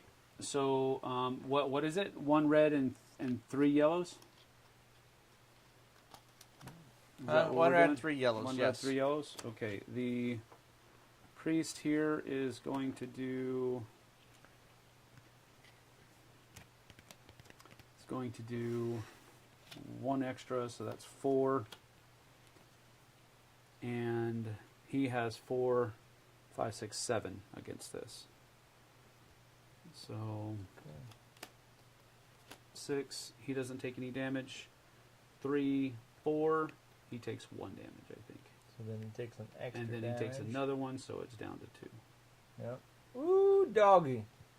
That's what we call teamwork. Now, if you guys are in there after We got to move. the encounter phase, you do it. You get a hit again. But we have a chance to move before that happens, right? Yeah, we're Okay, still yeah. in the Oathsworn phase. Yeah, Once yeah. our phase is done, Okay. and then her new one is probably her new one's a retreat. Her next one, anyways. Okay. All right, so I was gonna multi-shot a bunch of those rats, but I don't think I want to multi-shot a bunch of rats. I think You said that if we kill that. yeah, game's over. Okay. So what I want to do then is I want to do a long shot. I want to be 6 away from her. 1, 2, 3, 4. So if I'm there, I could get 1, 2, 3, 4, 5. That's as far as I could get. So if I go, long shot cost me 4 though, so that's not going to do me any good. Well, I I've can't got do the extra I've got a heavy damage. blow that that the priest All right. could Well, I do. definitely got some hits here to do too. So Okay. go ahead and do your thing first, and let's see what happens. All right. So we'll do Maybe heavy you can blow, figure out. and that's going to cost me 3. Actually, well, yeah, it's going to cost me 3, I'm gonna shoot it from there. and that's an attack that's going to give me 1 yellow, and we'll do 3. I'm going to do 4 whites. 1 I'll yellow, do an arrow attack if you. 1 yellow and 4 whites, and I got some rerolls. Yep. I was gonna kill some littles, but All right. Should I reroll that? I might as well. I'm gonna reroll that. you got 4, 5, 6 damage. I'm gonna reroll that. I'd roll that crit one first. You need to get 8 to finish it. What do you think? 0. 0. All right. So I'll use. You did. There's a reroll. Okay. And that's this one. There it is. 2, 4, 6, 8. You only got 4 health left. Oh, it is. Okay. Well, That's it. almost. Nah, man. I'm curb stomping that thing, bro. Who said rolling dice is not beneficial? I know, right? There's your brood mother. She's dead. We just solved the crime, yo. You did good. We're gonna Can't throw her away. No, I'm not going to. I'm going to move. Get out of that stink cloud. No matter what. And he can't move. He's stuck. He's gonna stuck. die there He's going to anyways. die. All right, so this one's Anyways, done. that's it. That's it? That's it. So we solved the crime, huh? Well, I don't know if we solved the crime, but we beat the critter. We beat the critter. All the little ones scurry off. That's sweet. Because they were like, oh, crap. We can't take these guys. Not with Mama gone. Not with Mama gone. Much to learn there still is. Let's see. Probably so. It's, okay, let's say, it's basically if you stay in the cloud till her next turn, she gets an extra attack. Got it.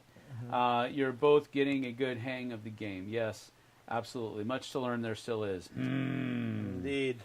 Yeah. So is that like the end of So that's this? the end of this, and then we would go. We to would the go back rewards to the- page, And then back to the city? and then we would. Well, yeah, we would. I don't know if we go back to the city. We'd go back to whatever starts chapter 2. Got it. Understood. So this is haven't the end read of chapter 1. This is the end of chapter 1. Then you do an epilogue. Yeah. Well, what's the epilogue? Why don't we go ahead and do that? We've got time, yeah? Sure. Yeah, let's do it. Let's do the epilogue. So do we need to Just move leave any it of out this stuff? there. Leave it We out, can- okay. We can keep the mess out there. All right, we're going to the epilogue. So if one of your characters gets knocked out, Yeah. which they can get knocked out, Super close. he would come off the board, Mm-hmm. and then you would take one of the companion characters and actually continue with one of the allies. So you'd take, oh, not that guy. That was Midge. Let's say Midge is you not throw going. But Midge. you'd take one of these man-at-arms, Yeah. which is the only 4 allies we have right now, and you would continue. We don't lose unless all 4 Oathsworn get taken out. Okay. Okay, and these guys, they get 2 animus. They're kind of at a reduced thing. You can Yeah. spend 1 to move 4, or you can spend 1 to attack. And then you can see he's got a yellow dice, so he could attack just like, and he's got whatever ability he's got down here. But Right. so he's not obviously as powerful as your character, but Sure. still. But he's no slouch. Yep. And He so, can still do some damage. And the nice thing about that is if you're playing with multiple players and they get knocked out early or late or whatever else, they get to still participate. Mm-hmm. But it's not until all 4 Oathsworn go out that that we lose. That's cool. I like that ability. I don't like... It doesn't bother me. It doesn't greatly bother me, but I don't like it when games say, if one person's dead, you all Yeah. lose. Yep. That doesn't Yep. make sense to me. All right, here we go. Epilogue. With the screeching finally silenced, the mass of rotted fur lies still. Taking no chances, you hack off the broodmother's head Yeah. and burn the body. See, that was all that Deepwood extra dice may roll. snuff out the flames, but it will at least consume this corruption. In the den, you find several items of value. When you arrive back at Bastone, you are met by a squad of guards. A Lord Davenish heard of your foray into the Deepwood. Have you found the beast? Says the sergeant. You raise the severed head of the broodmother to the guard's face. You better The carry men that. recoil. Well done. I've been instructed to give you this iron in payment, and to tell you the Lord Davenish would meet you tomorrow morning. He's paid for your lodgings at the Broken Oak Inn during your stay. I would suggest retiring there now, as his lordship will not suffer tardiness tomorrow. Hand the guard the head and take the iron. All Oathsworn gain 2 iron each. Tally level, loot, and losses. So we would get 2 iron each. Oh, I guess I could give you. And that would put.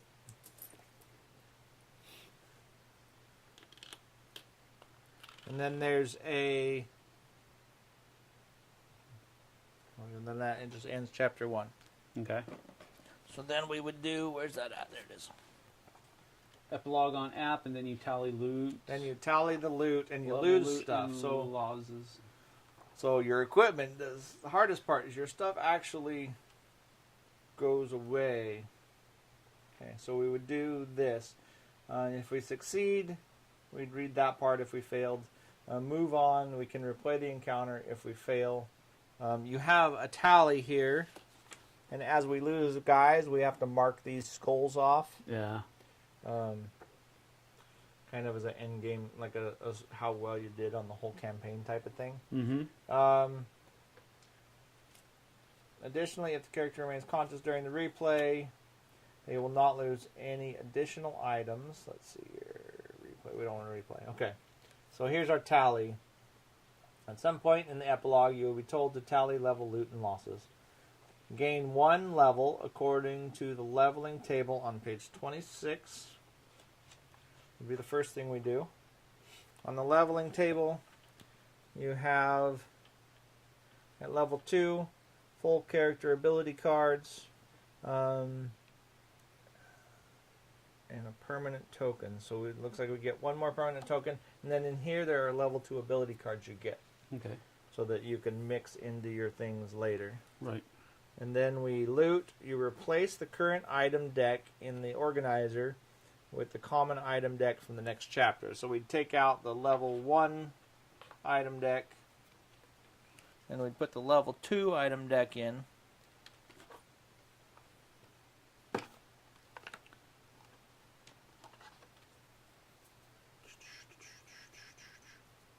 Okay, so there's our new level 2 item deck. Mm-hmm. And this gets added. This comes in here, I unique think. item. It comes Yep. in. Yeah. So we gain 3 common items. Where's the one about losses? Okay, for here it is. Gain 2. We're going to go back up top. Yep. We gain 3 common items from the next chapter's common item deck to share. So we would gain some stitched hide garments, Man, I don't need none of that. a short bow, Ooh. and padded flax jacket. I don't know if that's great. It's maybe good for me. Well, we'll see. Yeah, it sounds like some of that. Then Like, we're this gonna looks like it gain- would be better for you, I think, probably. Both Yeah, of that these, one, actually. both of those. These, well, I don't remember what my armor is a. Oh yeah, so mine's just a 2 normal, but this gives some kind of little benefit. Yep. So both of those will be an upgrade as long as they can fit on my characters. Yep. I don't know why the short bow. The short bow is the exact same as my short bow, and I don't think we're using a character with that symbol, are we? Nope. Okay, so that one won't be good for us. But we're going to gain 3 common items. We're going to gain 2 unique items from the current chapter's unique item desk. So we're going to get 2 from here Plus this that one. So we can I turn think this I've over now. already. Yep. All right, so this is wrought hide. So after losing any from an adjacent enemy, that enemy loses 1. So it's kind of like my That comes right off one your of my armor, though. special Yep. abilities. Yeah. We're also going to get the incisor, which is a dagger with a yellow. So Ooh. that would be cool. And after damage is drawn against you, you can reduce that damage by 2 with the rat for tonic. So we got a lot of not stuff for your Tunic. guys there. Yeah. No, it's fine. It's cool. But then you replace the current unique item deck with the next item deck. So we put the 2s in. Mm-hmm. And then for each unconscious. So if you go unconscious, you have to mark a tick on that thing there. And you also have to... Let's see, where's it at? All unconscious Oathsworn gain an injury card. The injury card goes into your deck. And if you have an injury card in your hand, you have to play that out first Oh. at the beginning of your first turn. And then as it walks back in, you might have to play it again I gotcha. and take the negative effects. But you also lose 2 items. Where's that at? Why doesn't it say that here? Where's it at? All Oathsworn lose 1 item they equipped in the encounter, 2 if they were unconscious. So one of the items that you're wearing right now gets busted and goes away. If you get knocked out, it's 2 of them. So, like, I can get So, rid like, of. I I could can get- get rid of my cudgel. Knowing that we have these, yep, and keep those, you could. But Yep. knowing that's that what I'm going to do. yeah, and I could 'Cause get rid of my I like my defense. I could get rid of both of my armors because I know that we have replacements, right? Yeah. So that's what I'm going to do over there. Over here, though, man, my Great Maul is what. So your armor, your equipment is always going to be cycled through because you're always going to be losing. Yeah, I like that. That's actually pretty cool because it's wear and tear. Mm-hmm. Yeah. And if you go out, you have to lose 2 pieces, not 1. Wow. So I could lose both of those, and then we'll have to level up. Well, maybe if I get rid of my Great Maul, can I keep the incisor? Sure. No, I can't have it because Oh, you can't have it. Is that not on I can only yours? have all one-handed and two-handed maces, staffs, and pole What arms. is yours? Is the hammer symbol? Yeah. We'll have to buy you something. When we go to Yeah. town, we'll have to buy you a weapon. Yep. Well, okay, I'm going to get rid of the Great Maul then, and Yep. the penitent will get rid of the cudgel. Yep, and I got rid of both of my armors. So all 4 of those pieces would go back into that item deck. And then we have what's in our backpack. And we can sell what's in our backpack too, right? And then all Yeah. of this stuff. So our backpack now has 7 things in it. Although, gain 1 redraw on an attack or basic during the encounter. Or basic attack. That's a free reroll after damage is drawn against you. But I like these. Yeah. After damage is drawn against you, reduced by 2. Yep. And I like the damage one, so I might just I might put that one on the ranger and this one on him. And then honestly, I want to replace a bone knife with that incisor Good idea. because I can only carry 4 items. So all the rest of this we'd be able to sell. Mm-hmm. We have 5 items Put it left in in our our backpack. backpack. Yep, that we can sell. Then buy something else. That's how she goes. That's cool. Give or take a few hundred missed rules, but Nah, we did all right. I think we did all right. We had 2 people from the company / game watching us, Yeah, keeping an eye, and I think they but were that was very vigilant. cool. The freaking story was good. Yeah. So you can actually skip the story and do like a truncated version of Why that. would and you just, want I to don't do know. that? That's exactly what I was going to say. You can skip the story and do like a little truncated version of it. There's another. And then, well, you got to. Oh yeah, we're gonna lose these all at the end of the round. Yeah. But we keep the shield tokens though. No, we lose everything. Oh really? Just when you start the next one, you're gonna go to your sheet and see how many permanent ones you get to keep, Got it. and start over. So, Okay, well, let me give what's these this? back. 3-4. That was. Oh, my, that was your my deal. defense. Yep. Anyways, are we still streaming? Yeah, we are. All We're right, still we don't streaming. need to clean up yet. Nope, we don't. But First that's it. impressions. This is our first time, so this is the first impressions. This is not a review. No. This is our first impressions of the game. I'll let you go first. It reminds me of D&D 4E, which is one of my favorites in a board game. I love the animus. I love the action economy. I really the whole what's it called battle flow. Battle flow is really cool. I didn't have much of that because I ran a bunch of 1s and 0s with my ranger. Mm-hmm. You had stuff all over the place. Yeah, I did. And you were getting attacked a lot more too. Yep.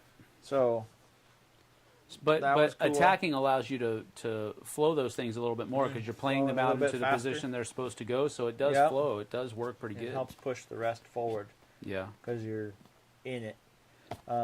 We only had 1 miss, but getting your tokens back Mhm. and getting 1 extra token Doesn't make it as bad. doesn't I mean, make it it as sucks bad. that you didn't do any damage. It sucks Yeah, that you but didn't hit. doesn't. But you're, It's not like a super hole. mm-hmm. Yeah. You know, honestly, I know that they encourage you to use the cards, but I found that for me, I think using the cards takes longer than rolling the dice Oh yeah, for sure. because you have to, draw boom, boom, boom, boom, boom. Yeah.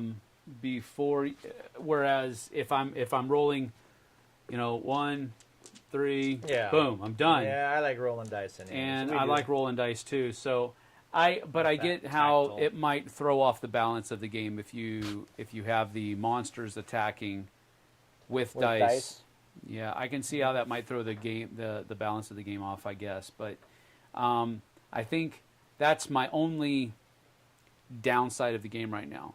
This is the deck? Yeah, the deck of cards. I mean, the deck of dice. I've never been a fan of those. I've never been a fan of deck of dice, but which is, I told you that at the beginning.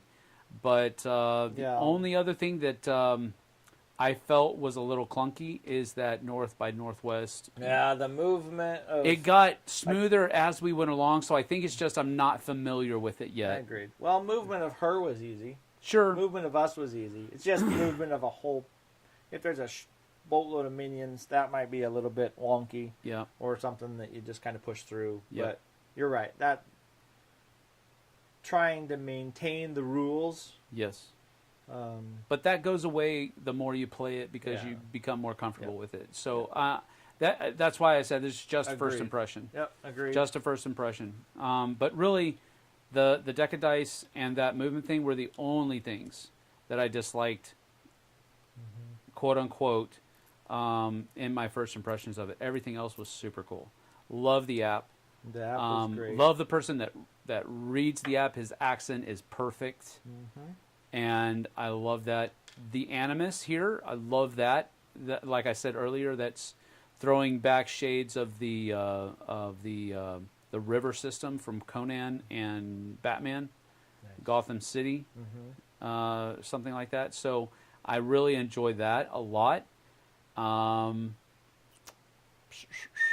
so for each of these characters, too, you just have a bag here. So you just go throw all of your stuff in a bag. Yep. You can throw your coins in the bag. You can throw all that in the bag. Easy storage system. Easy storage. And saving system, yeah. Yep. Oh, wow. I like the fact that the story, we didn't get bogged down in the first story part. It's not like you try to get to every single spot or have to get to every single spot. You just kind of move through the story naturally and popped out the back end. Yep. Yep. I really think that's I really think this is fun. Because some games you're like, oh, we got to check every single thing before we go to the next phase. Mm-hmm. Like we didn't even have the opportunity to do that. We need to get maybe a night. No, I don't know. We need to do like a campaign day, campaign day stream. Keep Fridays for some stuff that's not campaigns, and then have another time that's. But you're busy. I'm busy. It's hard fitting another day in there, but it's in the brain pan. I'd love to continue playing this. Because this is really fun. And it does scratch, like you said, it does scratch that Dungeons & Dragons itch. Sure. Super does. And also, we can kill poor rat catchers in the middle of the dust. That was pretty good. And also, if you don't like your characters, there's a way to grab a different character and replace them, Cycle and then them up. level them up to match. Oh, cool. So, like, if you play through 3 rounds of this and you're like, I really don't like this guy, he doesn't, How does that fit within the storyline, though? Well, I guess it doesn't matter. need to. Yeah, it doesn't matter. For Yeah, you're Oathsworn. True. Nobody's names are in the book, so. Yeah. That's great. Let's see here. Hollenbeck says, 20 more chapters to go. Let's go. Yeah. And just you wait what this game has in store for you I guys. can You're imagine, going to dude. enjoy this. Yep. For the arcade players who just wants to do the fights. Yep, that's true. But the game is narrative based, so kind of pointless to buy the game and skip the story. Yeah. Yeah, agreed. That's James Cosmo, who is a great actor. James Cosmo. Yeah, They did the voice acting. Yeah, you said he was from Game of Thrones, I think they Game said. of Thrones or something like that. Yeah. I could tell it was a professional actor. I just like his accent. His accent was perfect. So for the theme, for the setting. Another cool thing is with these big bad monsters, if their movement would take them into a tree or some kind of structure, they just wipe it out. They just move where they're supposed to move. And nothing gets in their way. Yeah, that's awesome. That is great. Well, that is about 3.5 hours. Yep, Not bad. That was good. Not bad. You said it could possibly take us 4. So we actually finished under under the gun, so under the time That limit. probably helped because we didn't have to look up too many clarifications because they helped with the Yep, clarifications. Yep. Jamie and Toby were both here, and we appreciate you guys showing up. We appreciate. I don't know if you're still here or not, but thank you for being here, all of you, especially for Toby and Jamie for showing up and helping us out. And Hollenbeck, thank you. Yeah. We appreciate your help as well. Nice to have a veteran around. Absolutely, man. That always helps. So thank you so much. We're going to get on out of here. You guys and gals have a great weekend. Let's see. Fits perfectly with swapping characters since the Oathsworn is a company. Yeah. And the story will trigger certain things if you got that character in play or not. So that's interesting. Yeah. And I think there's one character, the Grove Tender, whatever it is, that you can't even, I think, supposed to unlock during the campaign. Oh, okay. So you can't play her from the beginning, I think. Interesting. That's what I read. All right. Well, we're going to get on out of here. We've got to get this cleaned up and move on. Have a great weekend. Happy Thanksgiving. Happy Black Friday. Merry Christmas. Yeah, we good can luck say that on now. Black Friday. Yeah, good luck on Black Friday. It's tough out there, folks. Be careful. But we're going to get out of here. Thank you for teaching us, JT. Appreciate it. And we'll see you guys and gals on the flip side. Take care. Bye.